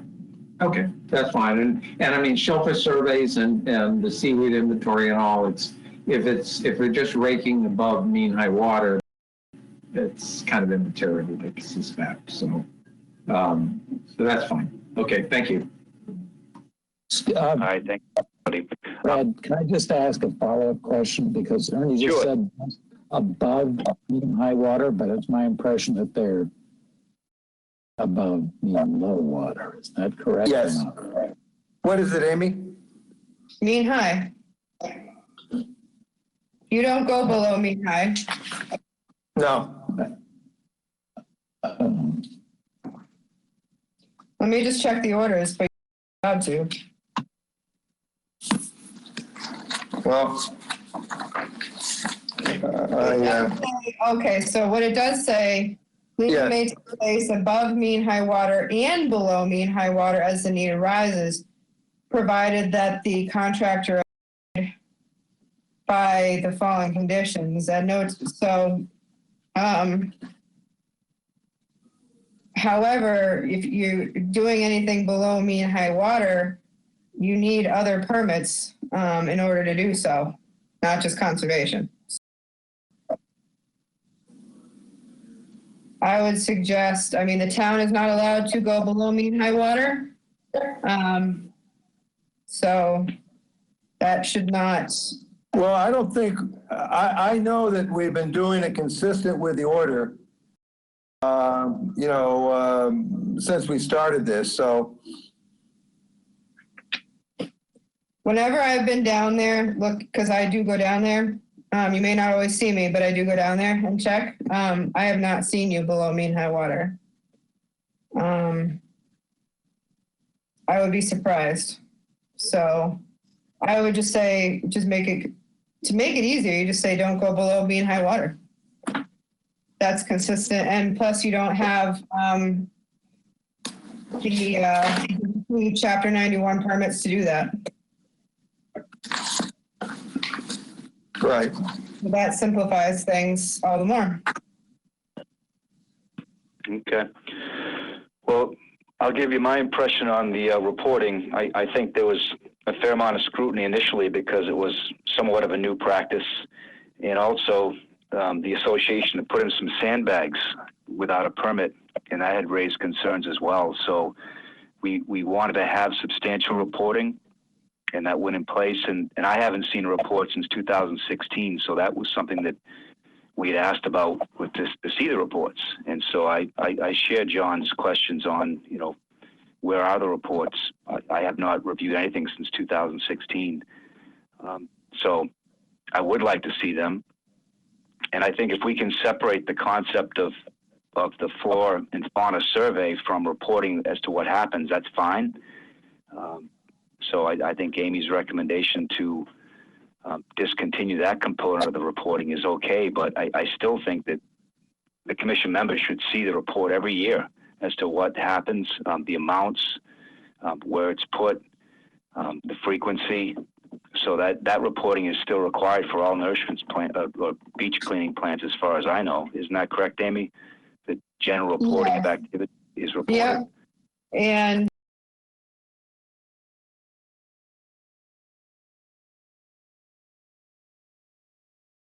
team, but I don't really have and I will go back. I try to print out and everything, but I have a copy of a report, November 18th, 2018, that must have fallen between the cracks. That's a good thing. It's simple. I'm sure I can find it in I've got a hard copy of it here. I'm in Florida. I don't have a lot of stuff, but I happen to have that. You can scan it to me? I can scan it and get it to you tonight, tomorrow morning. Did BSC prepare that, or was that done by someone with the association? This wasn't the BSC. The BSC report I do not have, but Amy, you could contact them and Matt if you don't mind, or I mean, I could tell. But the one I'm referring to is just the standard one we send at the end of every year, which talks about how many times it was cleared on 16 occasions. It was rare that it stayed clean beyond a few days. Despite the frequency, we had a number of occasions, summer, where we experienced some smell. The operator estimated we moved approximately 800 yards of material. He estimated about 75% of the material was codium and 25% sand and shells, which is oftentimes commingled with the codium. Yep. It talks about, that's the one you're talking, right? Yeah, that's the one I'd like. Yep. Yeah, and then it says the order is specifically the operator is careful to lower the PSI in his tires, stay above the mean low water mark. Perfect. Keep his blades slightly above sand levels to minimize sand displacement, and pile material below the top of the dune. I asked Creighton, it said to forward you a copy of our 2018 inventory, and was divulged that he concluded that our cleaning, this might have been my conclusion because I don't know exactly, our cleaning had not done any damage to the shellfish, and in fact was probably contributed to the improved health of the beach. So that's what it says. I can get that to you. I don't know how we didn't. No worries. I don't know how I have that one and not help others. Yeah. And the one of the I'd have to look at what the order said initially, but the one thing that also should be reported is the presence of eelgrass. We were looking for composition of what was there. Is it 90% codium? Is it 90% codium and 10% eelgrass, or is eelgrass absent? So that was something else that was asked for. And that's all simple information your contractor can provide just visually, really. Right. Yeah, we can split it out. It said that he estimated that about 75% of the material was codium and 20% sand and shells, and he did not, and I did not ask him for, so that's my fault, for eelgrass as opposed to codium. Okay. And I'm sure it's commingled. Well, if it's there, we don't know. I mean, eelgrass largely it's nearly, Okay. It's really I did faded. see a little bit when I've walked the shoreline, but it's that had just washed up essentially, when I was walking the beaches, but it's very, very little. So the 2016 BSC report gives percentages of codium and several other species, including beach grass. And in most of the samples they took, there was none. And there were a few places that were like 3% or something like that. Yeah. So that just emphasizes that it would be good to see those BSC reports, at least since the last extension, all the ones that have been done, because apparently there aren't any. The 2016 is before the previous extension. No, so those could all be. I'm saying, see what was done. There was one in 2018, not in 2019. And I'm sure that BSC can provide it. What about 2017? I think so, but I'm not sure. I only know it's 2018 because I refer to it in this 2018 letter, And so I'm just assuming, but you know, I'm not positive. I'm actually seeing the person who did these reports on a site visit on Friday, so I will ask him for that. Good. Thank you. Okay. Yeah, I think it's helpful. Like, you know, the change in the beach in, say, the last 30, 40 years is just staggering. It was all racks of eelgrass back then, and now it's just dominated by codium. And so, you know, do we have any, you know, eelgrass left? I think that's an important thing to know, and but and also a pretty simple thing to document. John, let me ask you, what's the status of the sandbags? Are they gone? Are they still a couple in there? Well, there's a few that might be there, but we don't know. What we did was, for those that we've actually had an increase in sand in the areas where those bags were. To the extent the bags were showing, we cut them off and cleaned them up and took some out. To the extent that they're buried, we're just waiting until that occasion when we can do it without disrupting the basic, you know, sand base that they're in. Yeah. When I walked there about 2 weeks ago, they were slightly exposed again, a couple of them. So just continue with the practice of, as you can, you know, cutting what you can, but it's just the tops of some more are exposed right now. Okay.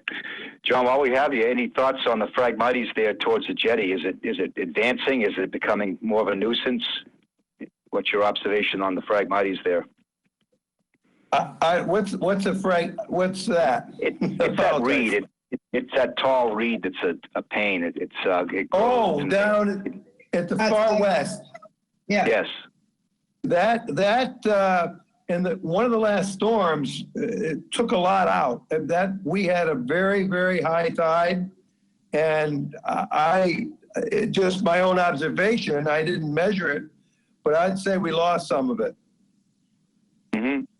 Yeah, it's definitely gotten denser in the last few decades.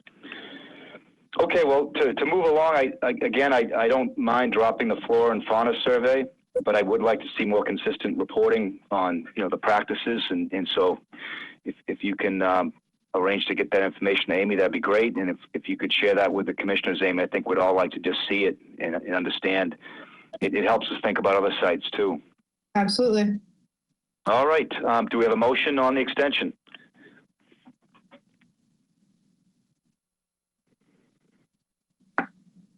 Yeah, I'll move we extend the beach raking for Old Mill Point Association from Herring River to Pleasant Road Beach for another 3 years. Okay, please have a second. I'll second. Okay, seconded by Carolyn.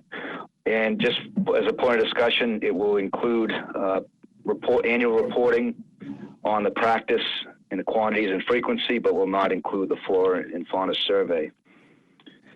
So all those in favor say aye. Aye. Aye. Unopposed, the motion carries. Thank you, John. Thank you. Just one quick question. I have to now register this with the county, is that correct? Yes, the extension, you'll have to have it recorded. Now, is that activity, I'm in Florida, I'm probably not going to get to the Cape for quite a while. So I should have somebody else do it, I guess. It is operating. It can be done, no problem. Yeah, you have to, I don't know how, you may want to call them and see how they're doing it. Okay. And then we won't release it until I hear from you. Just let me know who to release it to, who's going to take care of that, okay? I'll do that. I think Katie O'Sullivan is there all season and should probably, be anxious to do that or help out in some way. I think they're doing it all electronically now, but I'm not sure. You might want to give them a call. Oh, okay, great. Thank you very much. Good night. Good night. Thank you. Okay, so next we have another extension request from 56 Permakeen Lane, map 24, parcel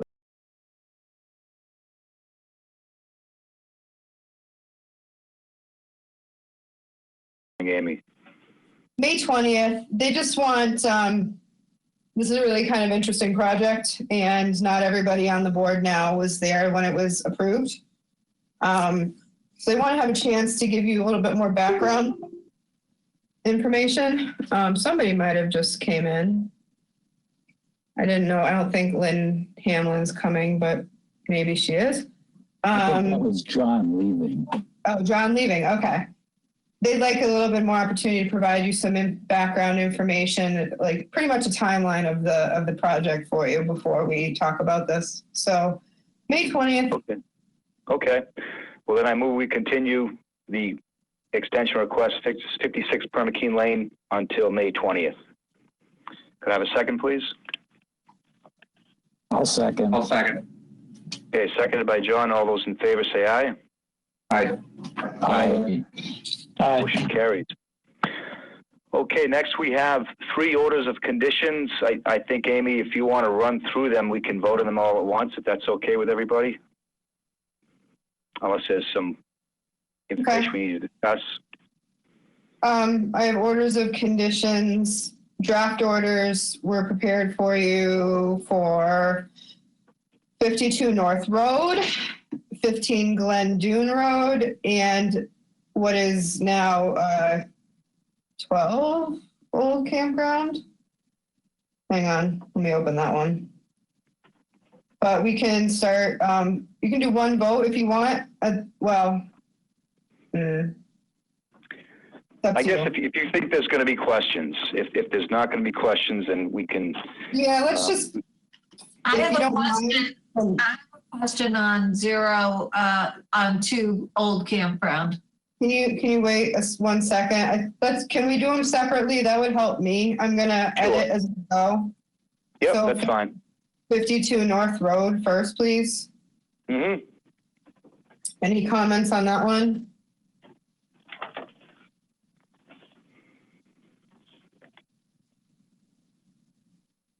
Is that 2 very small additions? Yeah, Amy, just one comment on, and I'm looking, I read the 3 of them. There was one of them that said there was no mulching allowed, which puzzled me. I didn't remember seeing that previously or having that kind of a condition on any of our OCs in the past. And I'm looking to find out which one. Started to do it on select ones. We can allow mulching for, if we want, to help plants establish for one growing or for a one-time use or one-time application, as long as it's native. I put it on the ones really where I didn't think it was. I don't remember which one it was. Oh, that was for Old Campground that I put it there. The reason I put it for Old Campground, and we'll get back to 52 North Road, just the reason behind that was that vegetated buffer strip alongside the driveway there. I didn't want it to become a landscaped planting bed. It's really designed, it's supposed to completely naturalize. And that was my rationale. You can decide otherwise, but that's why I put it for that one. So we didn't specify that area particularly. We just said the whole lot cannot be mulched.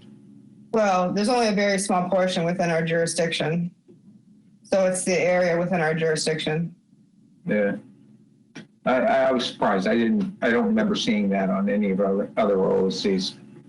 It came out because I've been seeing a lot of mulch lately. And we do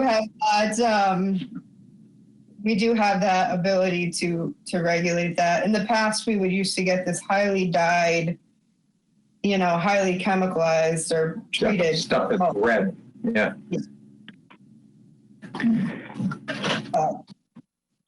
What's the downside? What's the downside to mulching other than naturalizing it?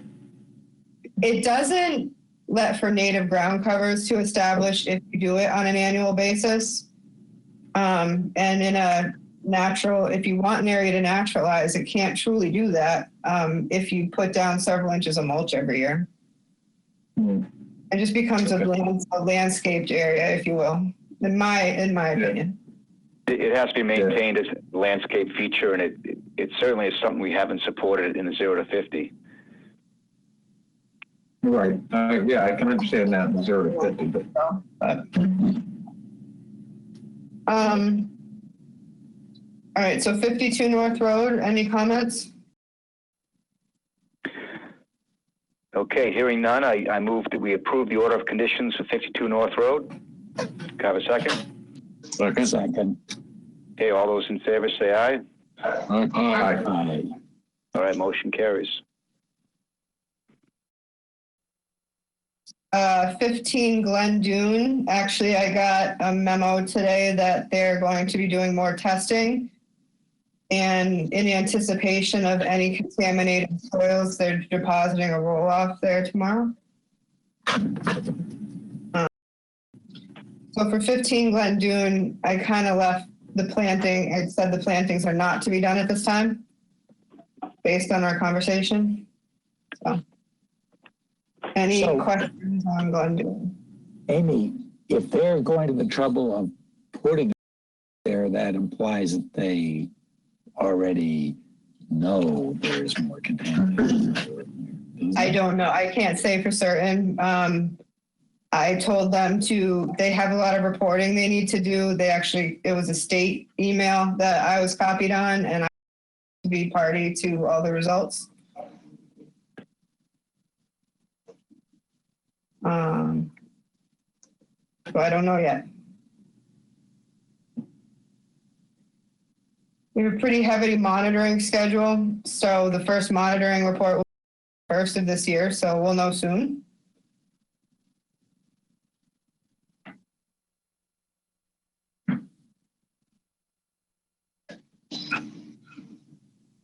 So Amy, I'm puzzled by your number 3 then. So you say the planning plan approved at this time. Where does that leave them? What do they do? They'll have to come back to you or get approved. My plan was to see if they had to do any more excavation, see where we're kind of left. They'll have to seed it to stabilize the area with the wetland mix to get some stabilization. But if the plants that they proposed, the area is wet enough or so wet that it may not, those plants may not do well. So when we find out what the conditions are on the site a little bit better, then they can better propose plants for it to be planted there. So should we caveat this that they are required to come back to us in a year with a new planting plan, or request an approval at that time, or what? Hold on, let me look at how I'm wording this.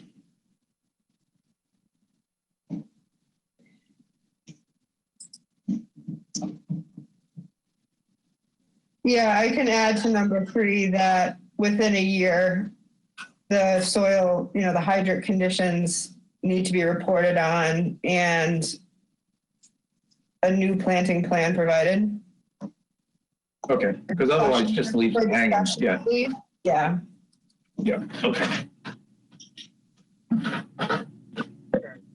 Amy, this is Jim. Can I just ask a question or make a comment? As I mentioned last time, it seems just not very reasonable that there's no fine or mitigation involved with this. They dumped, it was an accident, granted, but a couple thousand gallons of gasoline ended up in a wetland or near wetland. And there's no way you can completely remediate that situation. Some of those compounds are just going to be in the soil and in the water, for the duration.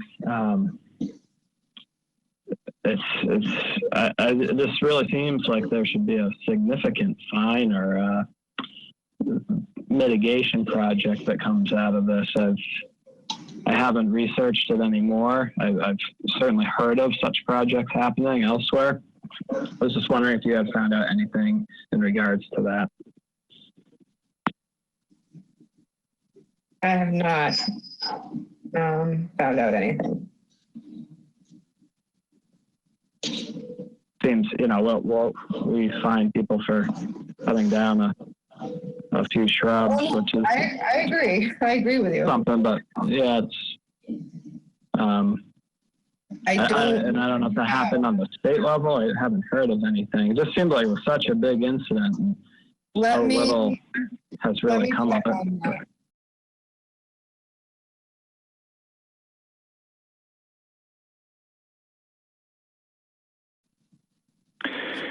Jim, I know if it's a oil spill in marine waters, it becomes jurisdictional at the state level, and DEP will pursue it. So I don't know if that's the case here, but I do agree with you. I'll call, so Jamie Gonsalves was the DEP officer in charge of this. And I'll ask him if the state took if there were any penalties from the state. Actually, I have to call him anyway about our other spill that I emailed you about. Okay, yeah, thanks. It just seems like something should come of that. I'm sure their insurance paid for the cleanup and whatnot. Right. It just doesn't seem like these things should be allowed to happen without any, for one thing, there's a very, very real, fairly permanent impact on the town's resources. And anyway. Amy, with that in light, should we hold off on, approving the order until we find out that if there is any potential to have a fine? I think the fine would be separate anyways. This is just, they're already doing this work, this remediation work. This is really just an after the fact permit. You're not losing any ability to potentially fine by issuing this permit. Okay, that was my thought. All right, and any further comments then on the order? I have a question. What's to stop the commission from instituting a fine in this application? The amount is what would confuse me how to do it, because we're only allowed under state regs to fine $300 per offense, which is kind of just not even a slap on the wrist for something like this. So that's why I hesitate, because I don't know how to fine them more. But Amy, this is the monitoring company, right? It's not the company. Right. I know who I have the information for the owner of the rig. Right, they'd be the ones that fine, not this company that's doing monitoring. Correct.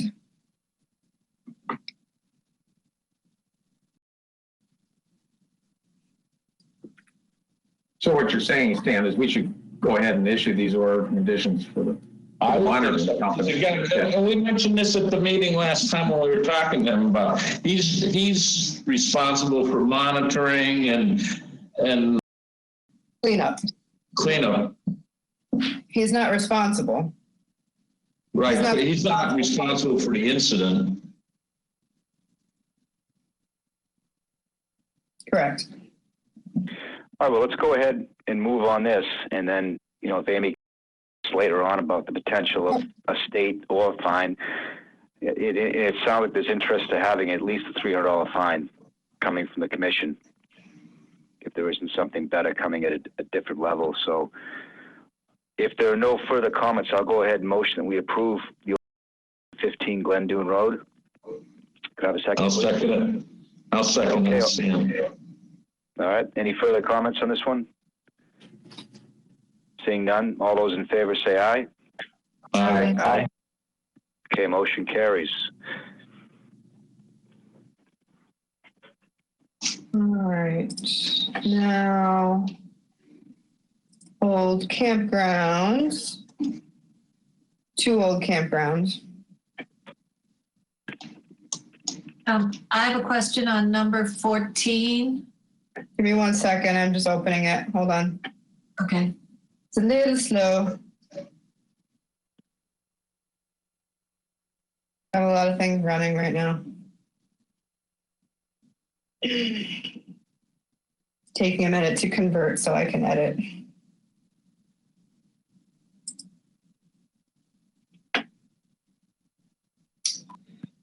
Go ahead.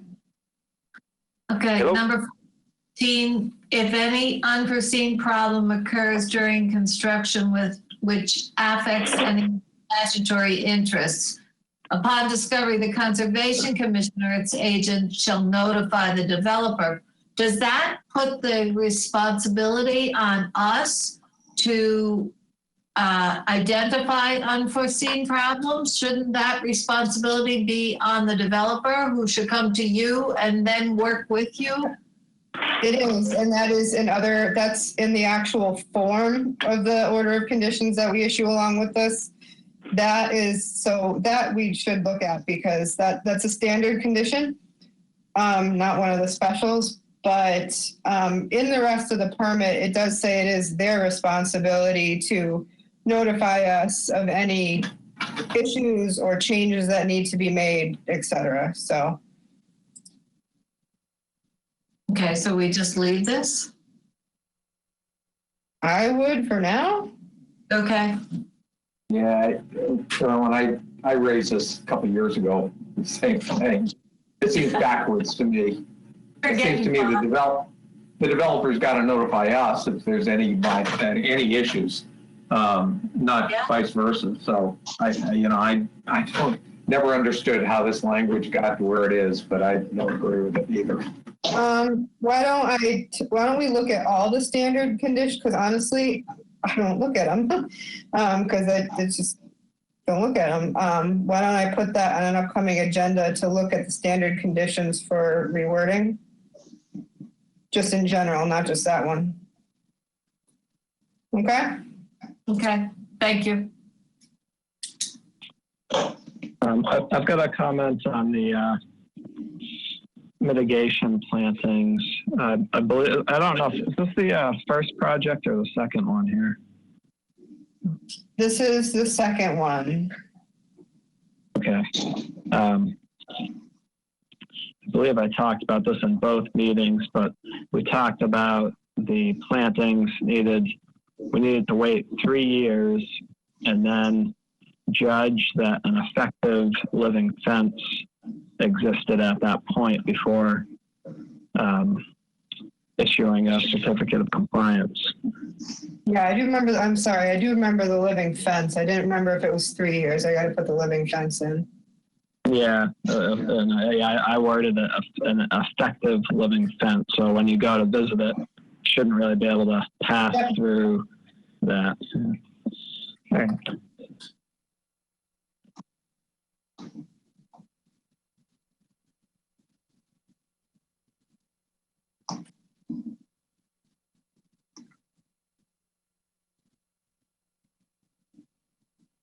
Okay.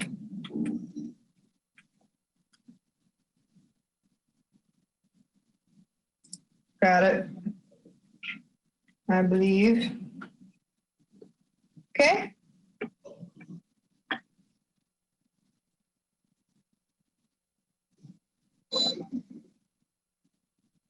Any other comments on this order? Okay. I move that we approve the order conditions for 0 Campground Road. Could I have a second, please? Second.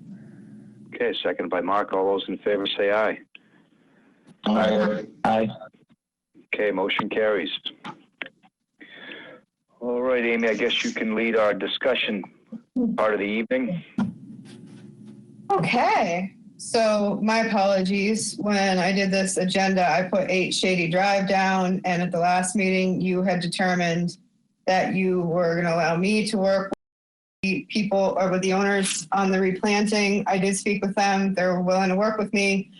I don't have the numbers in front of me, but I have them written down in their file. But I'll be meeting with them on site on Friday afternoon to discuss type and location of trees and shrubs. So I just wanted to let you know that. 51 Dunes Road. I don't see anybody on the call for that one. I had a little bit of back and forth with the owner. Is there any checking? Nobody here for that one to speak to that? Nope. Doesn't look like the list. So this was the project where 31 trees were cut in a dune, and we find them.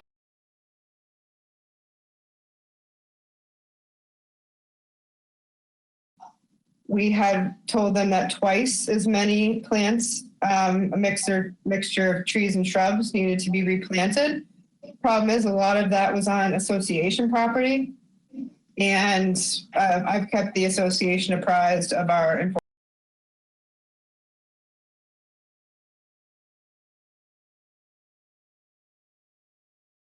So the owner was questioning whether or not they needed to kind of attend the meeting tonight. I did suggest that they did. They wanted to themselves work with the association on a plan. I said they're welcome to do that, but we need to approve that planting plan, or I do at least, to make sure not only that the number of plants need to go in, but I want to approve the location of those plantings. Is that instead of restoring the habitat appropriately, that if it is left up to the owner and association, that the landscaping plan would be designed to still allow for maximum view. Obviously, I don't want to cut off their entire view. It definitely won't. They have a great view, but an eye needs to be put towards restoration of the habitat, and not just putting the plants anywhere. So they need professional guidance, essentially, is what I'm saying. So last I heard, they are proposing we give them 45 days to come up with a revegetation plan and to run it by you or me or both. Right now, I mean, at that point in time, we'd really be looking at a fall planting. It's going to get too hot to be planting in a dune. So that's where we're at. Do you have any questions, comments? Thank you, Amy. They did pay the fine. Mm-hmm. Oh. Okay. Any comments on this, starting with Carolyn? No comments. Okay, Stan? I agree with Amy. It shouldn't be left up to them or the association. I mean, I don't know the association. I'm sure they want it redone, but it should be under our control to some extent, whether it just be Amy or somebody should have some say as to the plan that's implemented. Absolutely. John? Yeah, I'm not inclined to indulge their desire to put it off and try to control the process. I don't know why we should give them 45 days. I mean, what are our alternatives right now?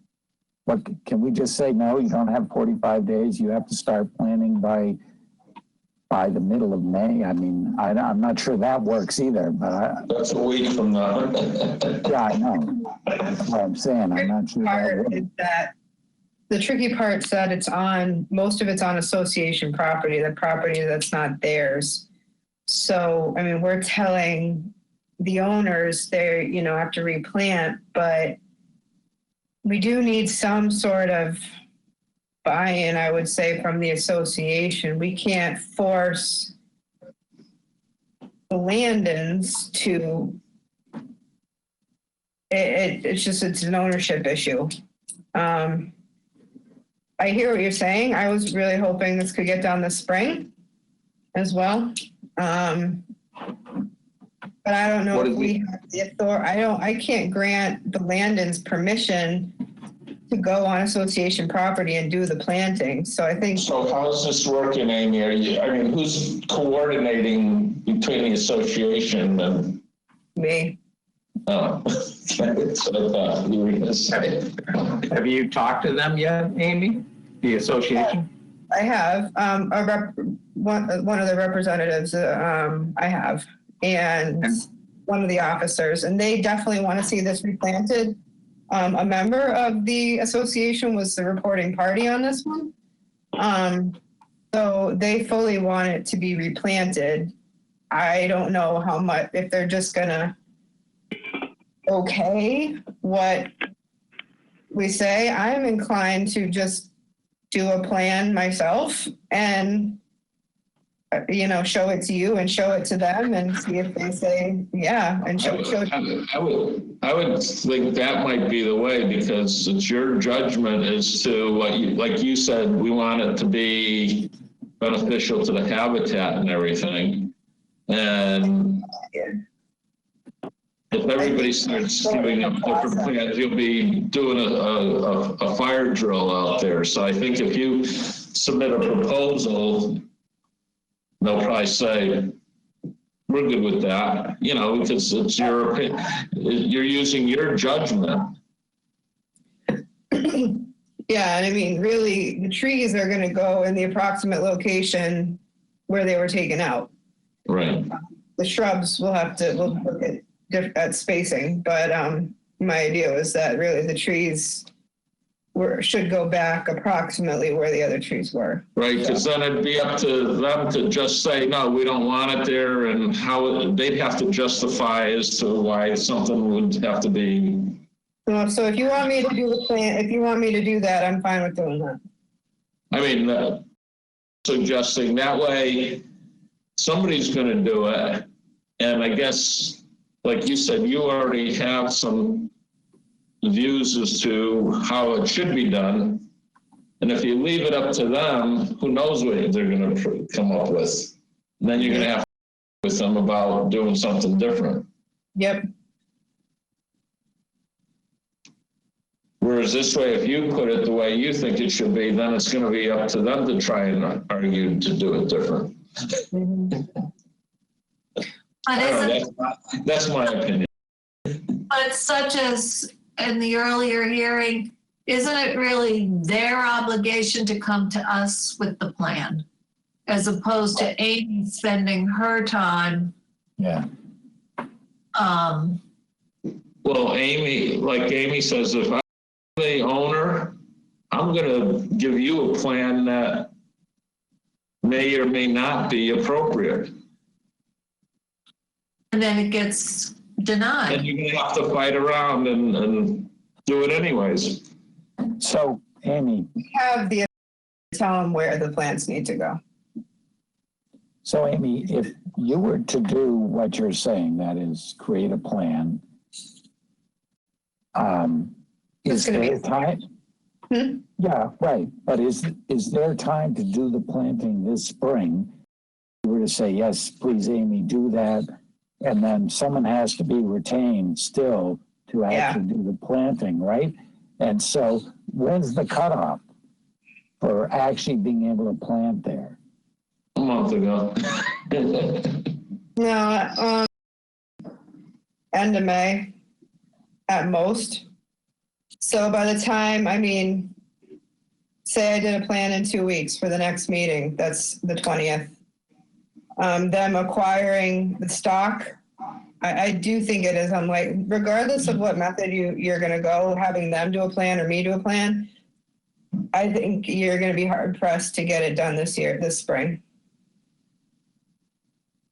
That's what I meant when I said a month ago to start this process, probably. Yeah. Right. So why wouldn't we just, okay, you have 45 days to give us a plan, because it's not going to get done till the fall anyway. Rather than having you spend your time, unless it's not going to take me that much time to do let's do a sketch. Can you do a rough one? Like, okay, you need 30 trees, you need 60 bushes, shrubs, etc. Well, they already know that. It's a location. I have a site plan that I can use really of that whole area, and I can sketch on there approximate location. Hey, Amy, it's Sam again. I wasn't trying to dump this on you. I was just trying to get it done the right way, the easy way. But I mean, if it should go, let them do it, but then we might end up having to have them redo it anyways, but I don't know. Well, the owner asked me the same question. He asked, is it something you'll do? Is it something we're going to do with the association? He seemed to want to do something with the association, but I don't know that. He did toss the other thing out. So I'm already working between the owner and the association now. I don't mind. Really, a plan is not going to take me that long to do. Well, my only concern is that let them do it, but I think you've got to just give them some quick guidance as to. Oh, wait, definitely. Because otherwise we'll reject it if it's not done. You know, if it's not appropriate. Right. If we authorize Amy to do a plan, if we vote tonight that Amy should do a plan or agree. Just agree. And then she brings it to us 2 weeks from now when we approve it. Then we better approve it. Then we're done. And we don't have to argue with them anymore.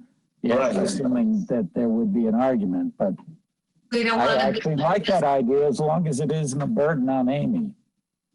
But do we want That's what I'm saying. of doing the primary plans? We always say, oh, well, maybe you should change this to that or this to that. But do we really want to be in the business of doing the plans ourselves? I think this is a special situation.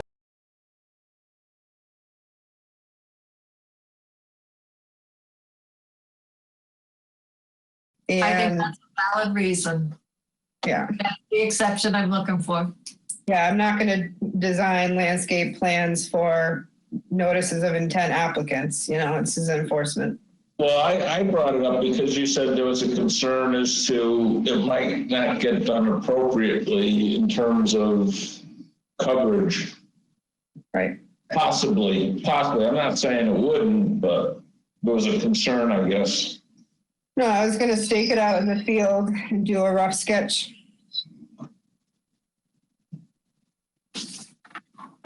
Sounds good to me.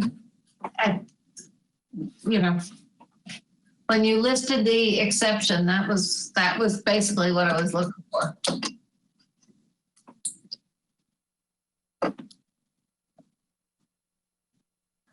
So is this something we need to vote on? No, it was really an update. You in consensus that you want me to draft something and show it to them and show it to you? I have a remark. To me, it might be more appropriate to give them an outside deadline of the completion and insist that they engage the appropriate professionals to follow through and work in conjunction with you. Take the burden off of you to begin with. They chose to make the decision to do what they've done. They should bear the responsibility to go forward, but shouldn't have to fall back and diminish the resources that we already have. If we gave them an outside completion date of November 1, that would be more than enough time to do a design, come back, have it approved or denied, reviewed, order the stock, engage the contractor, and get the work done. And if they can't comply with that, then I would believe they would be subject to a secondary fine.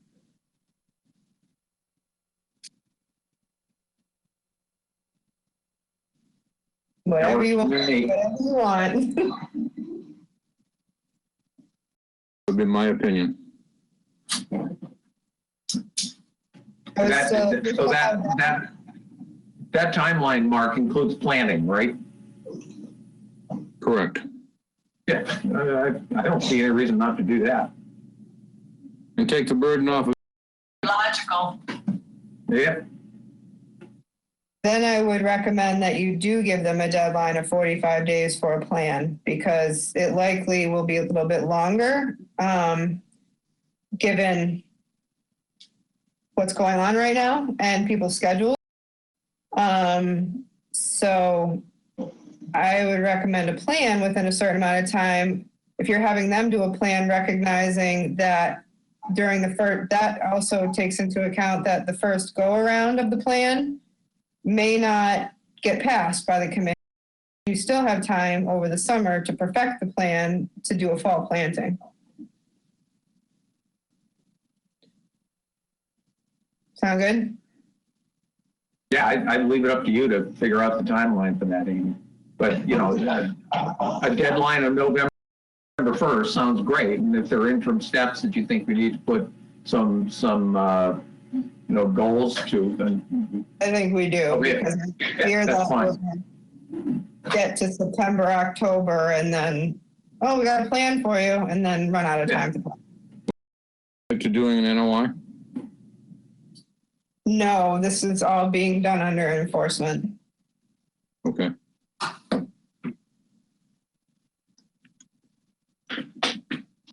Then yes, I would urge to go forward with that. Okay.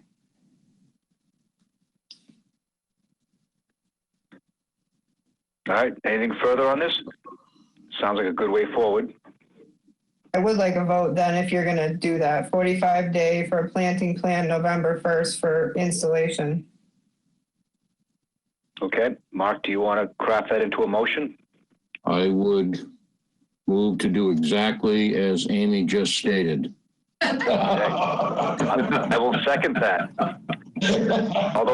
All those in favor, say aye. Aye. Aye. I'm so glad to work for you both. I am. Okay. This virus has given me the chance to kind of go back and look at old projects and realize that we're really behind on a couple of old violations. So 141 Riverside Drive. That's the real problem one, right? Right on the corner of the river. This was the one that did a lot of work without permits. Yeah. New So, construction.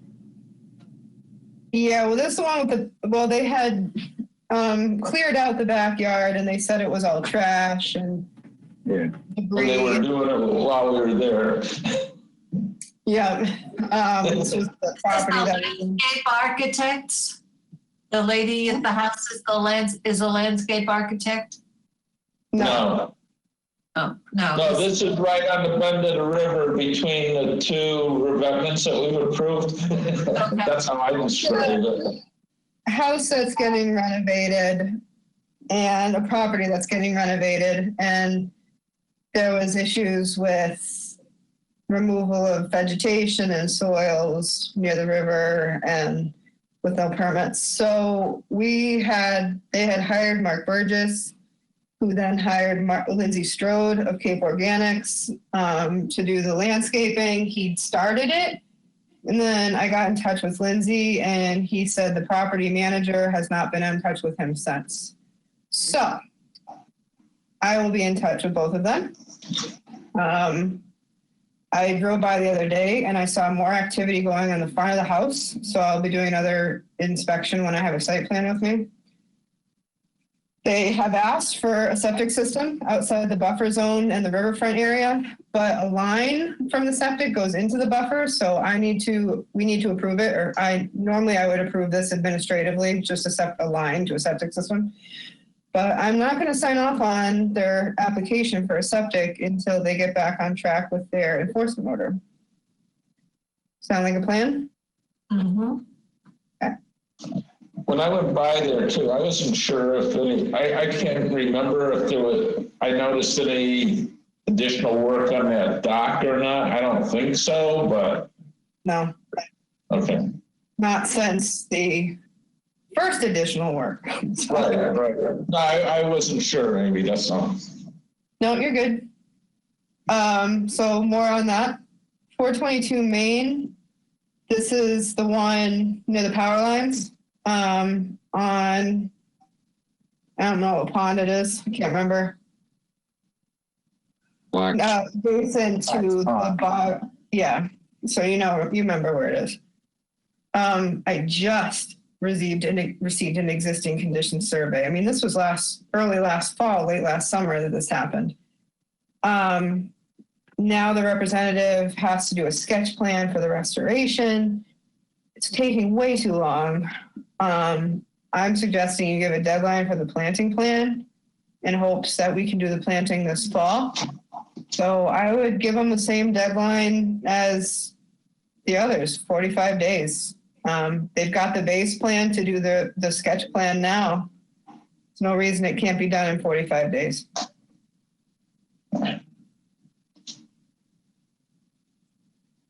So what is the deal with both these cases with, I don't remember whether we issued any fines to begin with on either of these cases.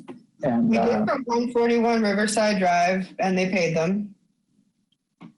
We did not for 422 Main because we thought things were going to happen a lot faster and they haven't. So shouldn't we be issuing a fine in that case? I would wait until we have a public hearing on when the plan comes, but yes. But if they're dragging their feet, and I don't recall whether we stated any performance requirements in terms of schedule in either of these things. And if a fine, I'd have to go back to that. I think people who are clearly dragging their feet and aren't showing any apparent interest in compliance or working with the commission, we should look for ways to find them. Yeah. This one, yeah, let me look at this one. I don't believe we had an enforcement order because they had responded immediately to my inquiries and hired somebody immediately, but then nothing has happened. So I think we had an initial good faith effort.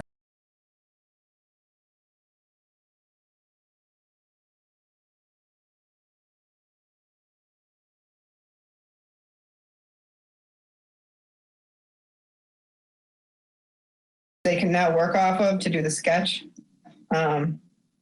Yeah, I hear you. Amy, while we're talking about enforcement orders, I've got to bring up Lothrop again. Dragging their feet on this one. Or what? Is it us or them? Oh. I haven't heard from council. I think it's a little bit of both. Well, then let's get people moving on this thing. This is going on years. This is ridiculous.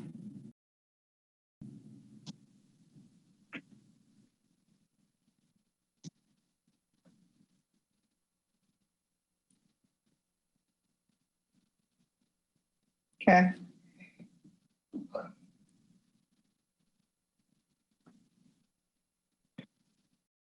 We need a separate vote on both 141 Riverside Drive and 422 Main Street. I don't need a vote on 141 Riverside yet because I have to do a little bit more investigation. But 422 Main, if you want to take a vote for a planting plan within 45 days, that would be great. Okay. I move that we approve a request for Amy to seek a planting plan for 422 Main Street within 45 days. Okay, you have a second, please? Any discussion? Plan. What was that? Okay. Completion of the planting by November 1st? No, let's just get it, not for this one. Okay. Okay, all those in favor say aye. Aye. Okay, motion carries.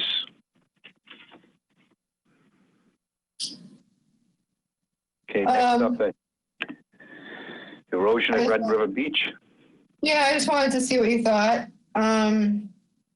We didn't have the stone that we used to have, so we did have to use concrete blocks. Sorry, I let you know kind of late. As soon as I found out, you found out. I sent you that email.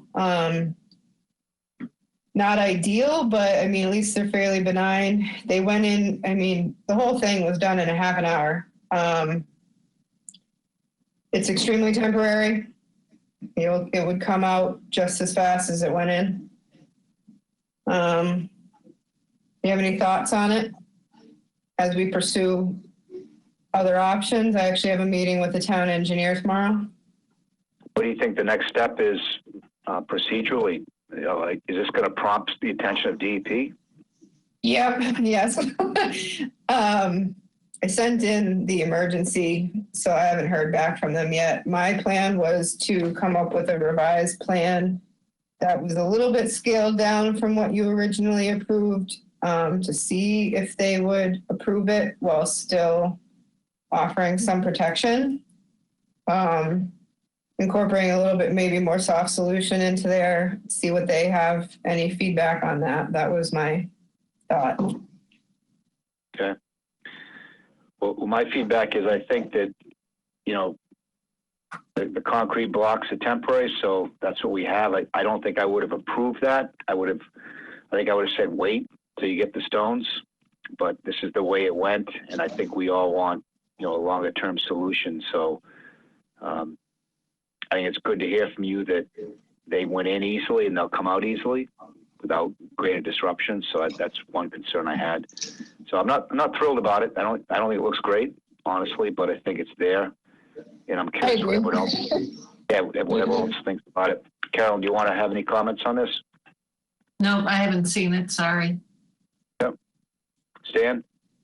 Yeah, I guess I was a little bit, you know, like what you're saying, they weren't what I expected, but my comment after I saw them done was, if anything, we knew it's just a temporary solution. It's not the fix. So if there was any pushback from the state or anything, we could just say, hey, it is a temporary fix, you know, and it wasn't meant to be permanent until we get a permanent solution. And I kind of hear what Amy's saying is maybe that will kind of get them, get a little action from them in the right way. Yep. John? Yeah, just a couple of questions. One is, I mean, I don't find the concrete blocks offensive. I mean, looks okay to me, but if the stones that you thought were available would have been available, would they have been bigger? Is that, or is it? No. So it's a aesthetic consideration, which I think is secondary in this case. It was more so that they would have had a rougher face because this is really like a wall. So when any wave action hits it, yeah. That was my thought was that, you know, rough stones would have been better, but we don't have them and we have a spending freeze right now. So I don't know if I could have readily got them. I had to make a kind of quick decision on the fly. Do we want the concrete or do we want nothing? So my other question is, beforehand, you had said that there would need to be maybe a path made for the machine to get to the beach. But as far as I could see, there was nothing like that happened. Did they do all the work from above? They did. They did. They have manufactured an extension to a bucket or I can't remember the name. Essentially, they put an extension on it, like a boom almost, where they're able to then secure a chain and then lift these blocks, and so that they can go over and down like a little mini crane on a backhoe. I see. And they were very precise about it. I drew a line in the sand where they should go, and they put them right there.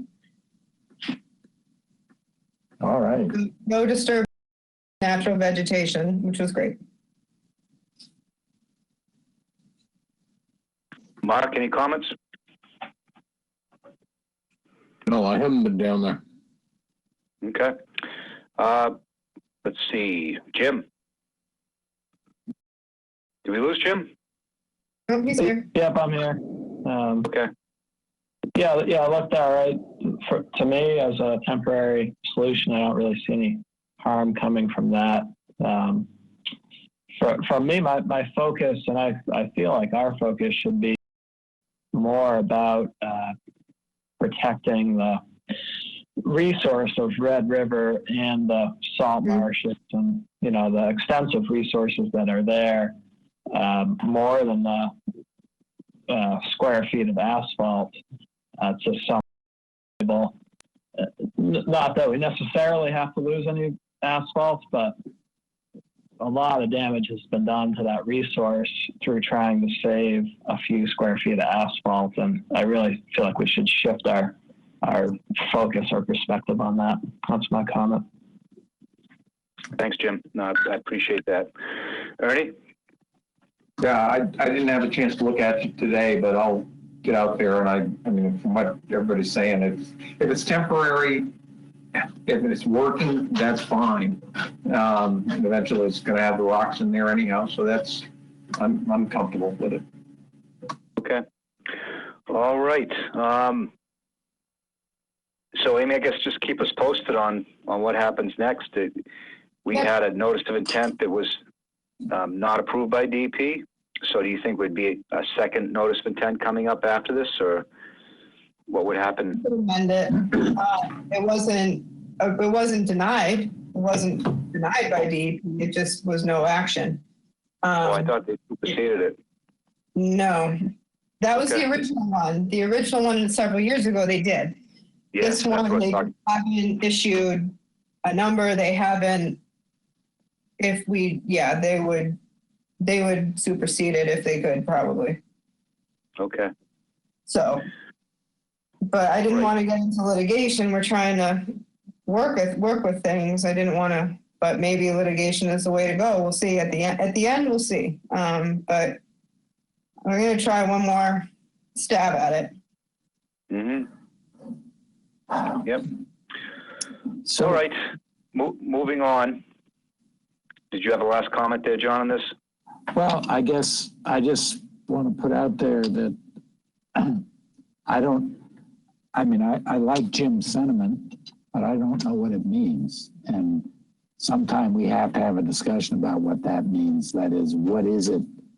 What does it mean to protect the Red River resource? I think that's a great objective. I just don't know what we do and whether the original proposal was really doing that either.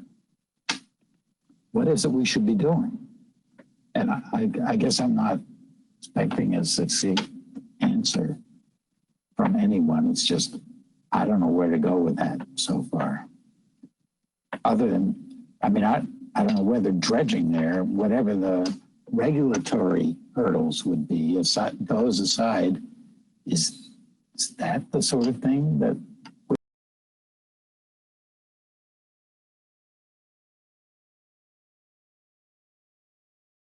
we put together a proposal so that we will have a discussion on that, and it will be detailed, no doubt. Okay, next is the management plan for the bogs at the Bell's Neck Conservation Area. And so we met out there as a subcommittee, I don't know, a month or so ago. And what I'd like to propose is at the next meeting, if we have a decent agenda to do this, is that we put some time towards it, and I'll have some language put together myself for the task that I took on at that meeting, and that's to prepare narrative for options that focus on a natural restoration of the area. And there are other options that people are working on as well. And I think that if we have time at the next meeting, I'd like to put a little bit of time towards this. How does it look right now, Amy, in terms of the agenda? Not too bad. Okay. Well, I think... I don't know until tomorrow because the deadline was Monday and I wouldn't have gotten the mail. I wouldn't have been able to handle the mail until today, and I wasn't in the office today. So I'll see tomorrow how many we got in. I don't think it's going to be very many, and we got a few continuances, but okay. It's not bad. Well, what I'll do is I'll prepare a two-pager at least a few days before the meeting so people can review it ahead of time. And that would be, that focus that I have, and it's just one option of several, that So we're discussing that, Mark is going to look into some concepts that would involve farming, and Jim has some ideas as well. I think we all agree it's time to try to get something together in terms of a document. And at some point we have to move towards, deciding what path the Conservation Commission would like to follow. So that's my proposal. I'd rather not spend too much time tonight on it, but if anybody wants to add to it, I'll start with the subcommittee members first, Mark, and then Jim. Any thoughts, Mark?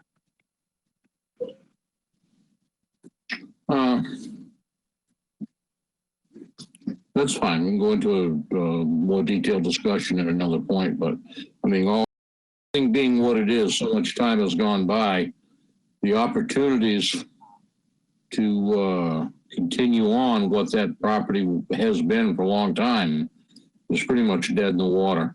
The water rights are gone. There would have to be a significant amount of money put at it to be able to recover anything at all at this point. And unfortunately, because of the timeline, that I'm afraid that ship may have sailed.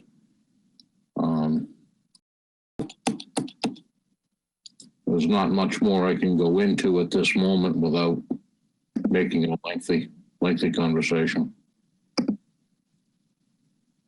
Yeah, no, I know how you feel, Mark, and I think it's time to get the options and craft a document that it'll be a public document, and then we're the ones that'll eventually vote on it. So I do think it's time, and I will have some language for that option at the next meeting, and hopefully we'll have a chance to really spend some time on it. And it won't be just be draft language that'll, we'll discuss how to get it into a document that'll have all of our interests and concerns.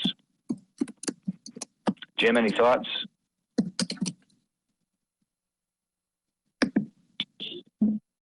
Sure.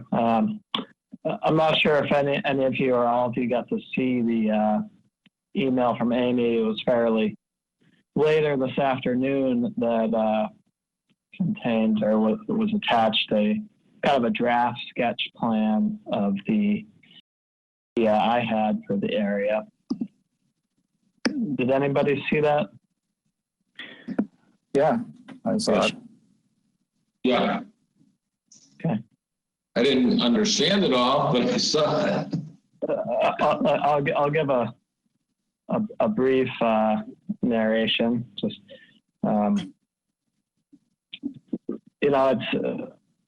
it's essentially already occurred or is starting to occur. There's already a high degree of pretty quality naturalization that's happened. It may not be obvious to everyone from first looking at it, but there's really good diversity of native plants that have come in. There's probably several dozen species and literally thousands of shrubs and trees and grasses spread out through there. These are the same plants we talk about at each meeting as mitigation plantings. So, diversity of plants is dramatically improved. Habitat for virtually all wildlife has been dramatically improved from birds, reptiles, amphibians, mammals, vertebrates, through all those native plants that have grown in there.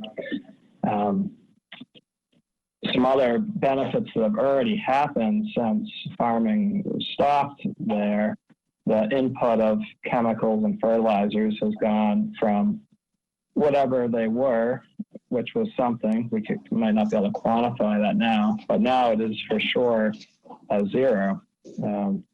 Herring mortality has gone down from what at times was significant. There's documented examples in the BSC land management report, and that is now down to near zero.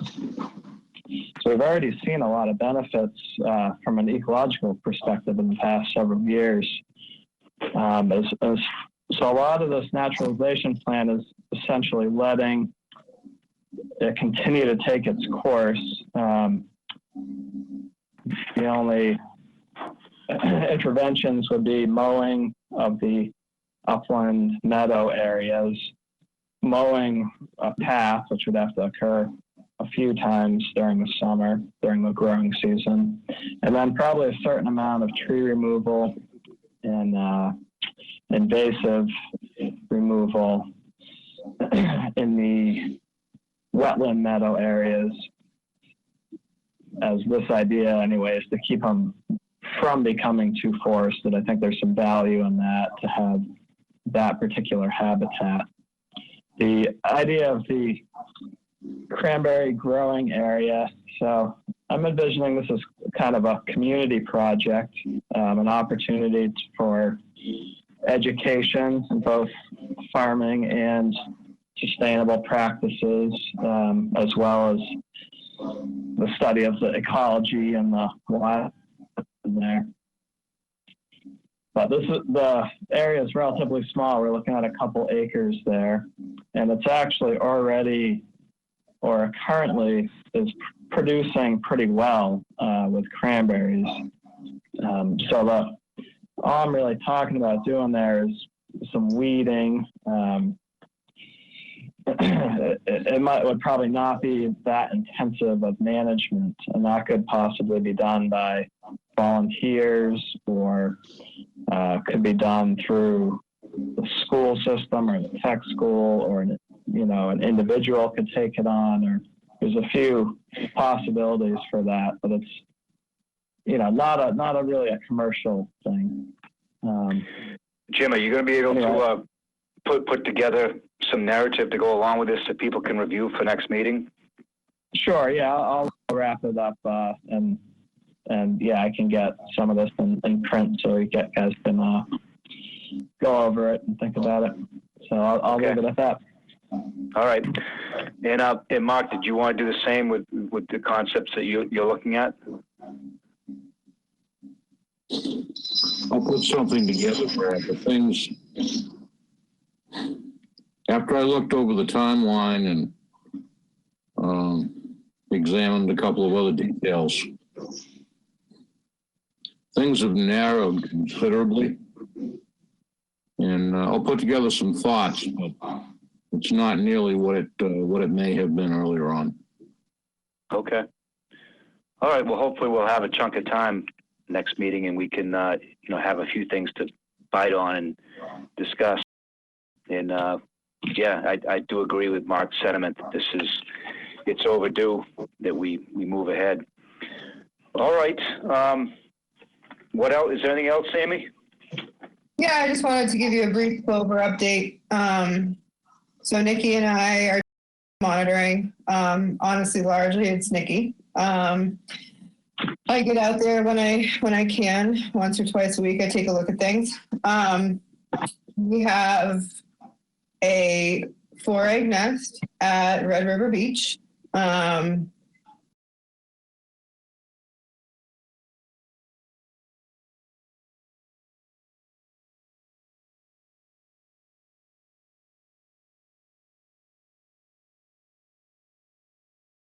Right here, right around 4th of July. I hope it's May, not March. Sorry, May. Thank goodness. Thank goodness. Sorry. Which, yeah, so they should fly, and we can relax on the regulations when they fledge, probably just prior to 4th of July. Bank Street is another story.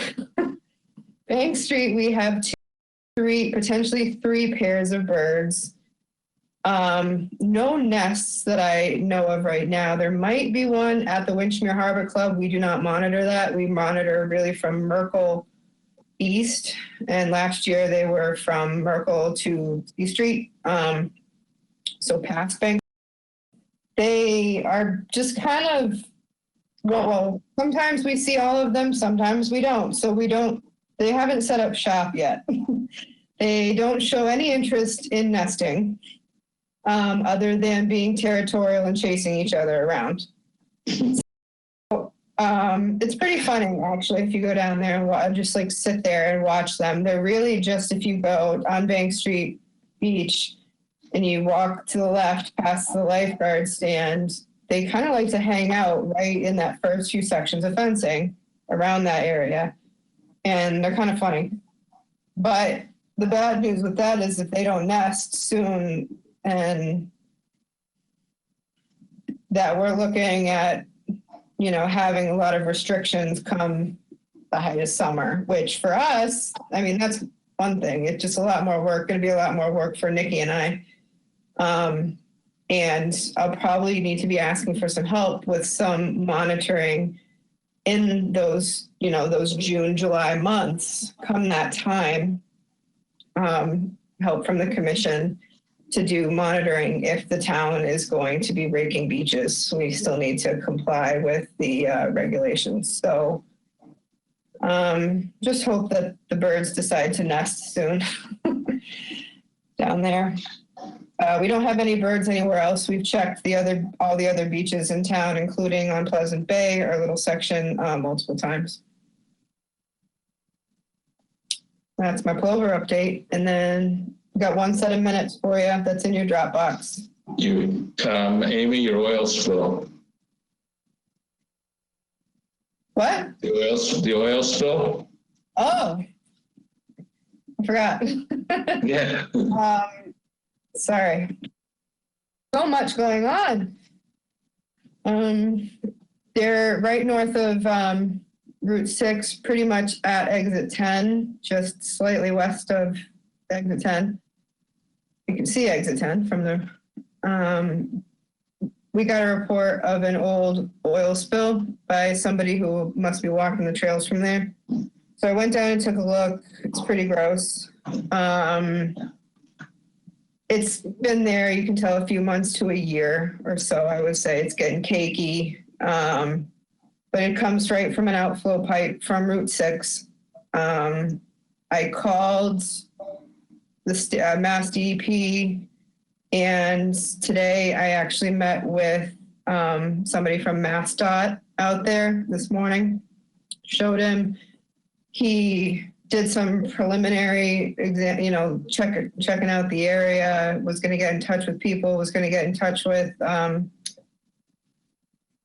his office because he needs a map of the stormwater system from there, because my thought was that it was resulting from potentially a crash that happened in November or December.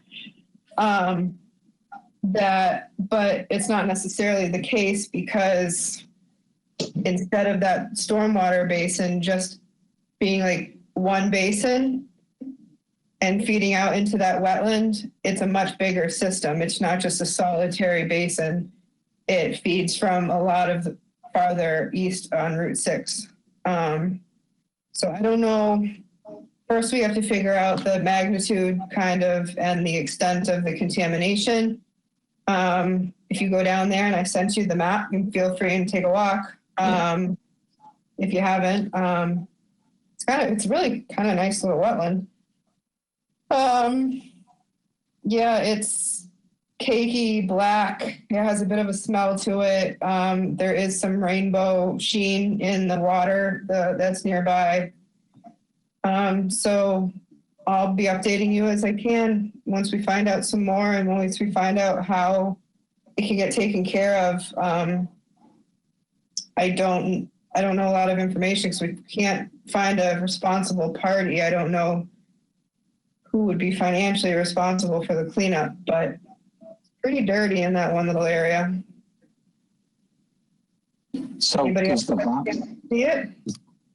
volume of oil consistent with leaking from some passenger vehicle's oil pan, or is there more oil than that? Like, you think oil was dumped or spilled? More oil than that. This was an incident. This was not just like a, car that crashed. It was, and the DOT guy said too, it's either from, something that overturned, or it was, which we have record of all those crashes, or it could have been when the state repaved last year. I don't know. Go take a look. It's, Or someone could have dumped. somebody could have, we don't know.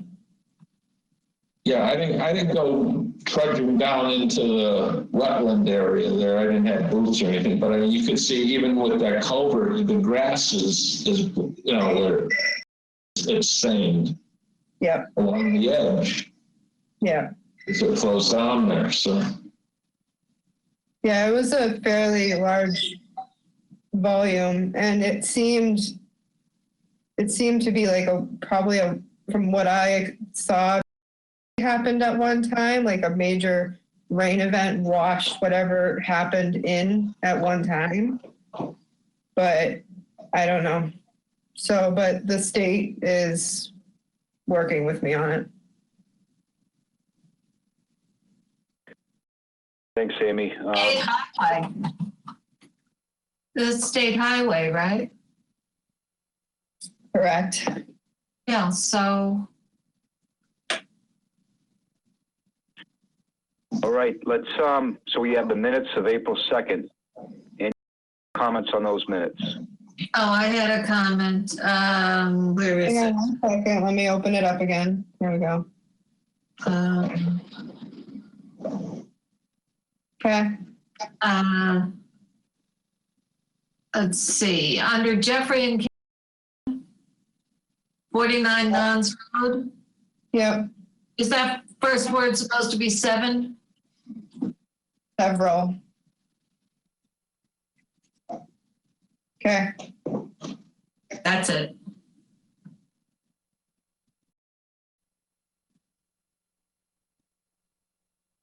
I have one other little typo. Go ahead. Hang on a sec. Oh, I thought I did. Wait a minute. Oh, yeah, it just next item, 113 Brooks Road. Mm-hmm. Second sentence, Usowski stated this is will and improvement. Oh, this will So be. we want to strike will. What's that? I'm laughing that I totally missed that. Slacking. Oh, God. Got it.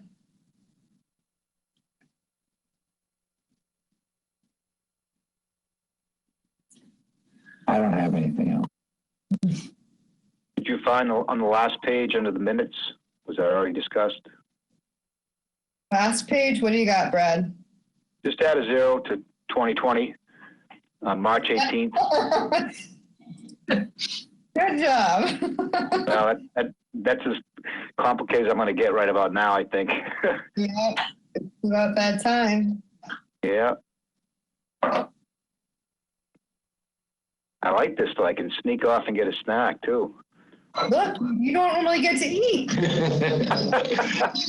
I shouldn't admit that, but. I guess it's one of the minor perks of all this, right? Yes, we call it that. All right. So I move that we approve the minutes for April 2nd, 2020.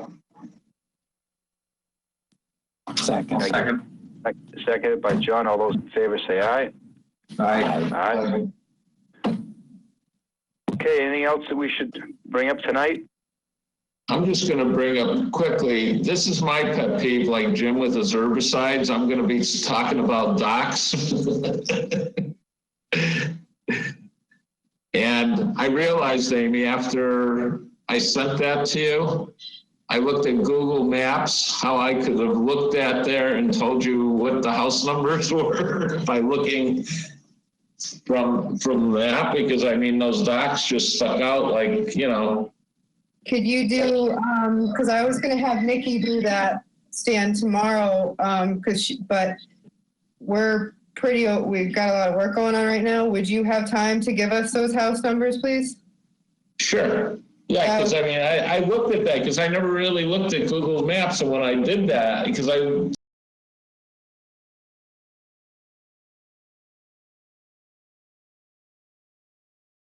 in terms of the docks.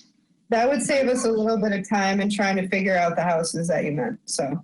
Okay, and matter of fact, the first one, because Carolyn and I were at that, even though we weren't discussing it, we went to look at that proposed dock. Sure. And I saw the one next to it that I mentioned, and I told you the float's now on the water, but you can see from where we were what the damage it had done to the marsh there. Yep. Just so others know, I did a little kayak trip a couple weeks ago, and there were 6 docks sitting on the marsh from south of 28 towards the Sound. Yeah. All right, Stan, greatly appreciated. It is not a new issue. It's been happening forever. Because at least 2 of those were from the last time I did this a year or 2 ago. And it was the same house.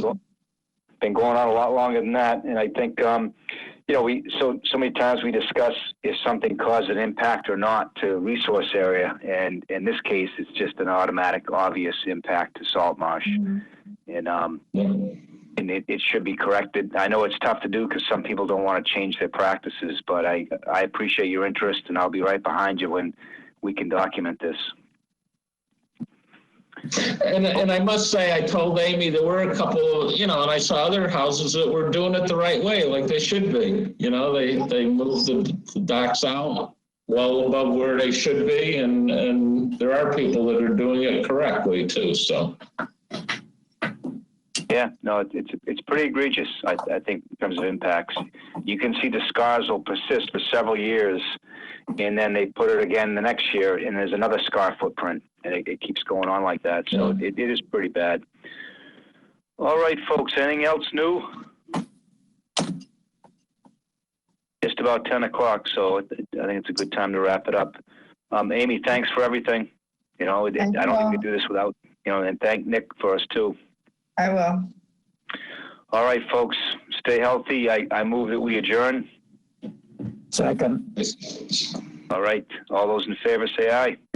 Aye. Aye. Aye. Aye. All right, thanks everybody. Take care. Good night. Okay. Good night. Good night. Thanks, Amy.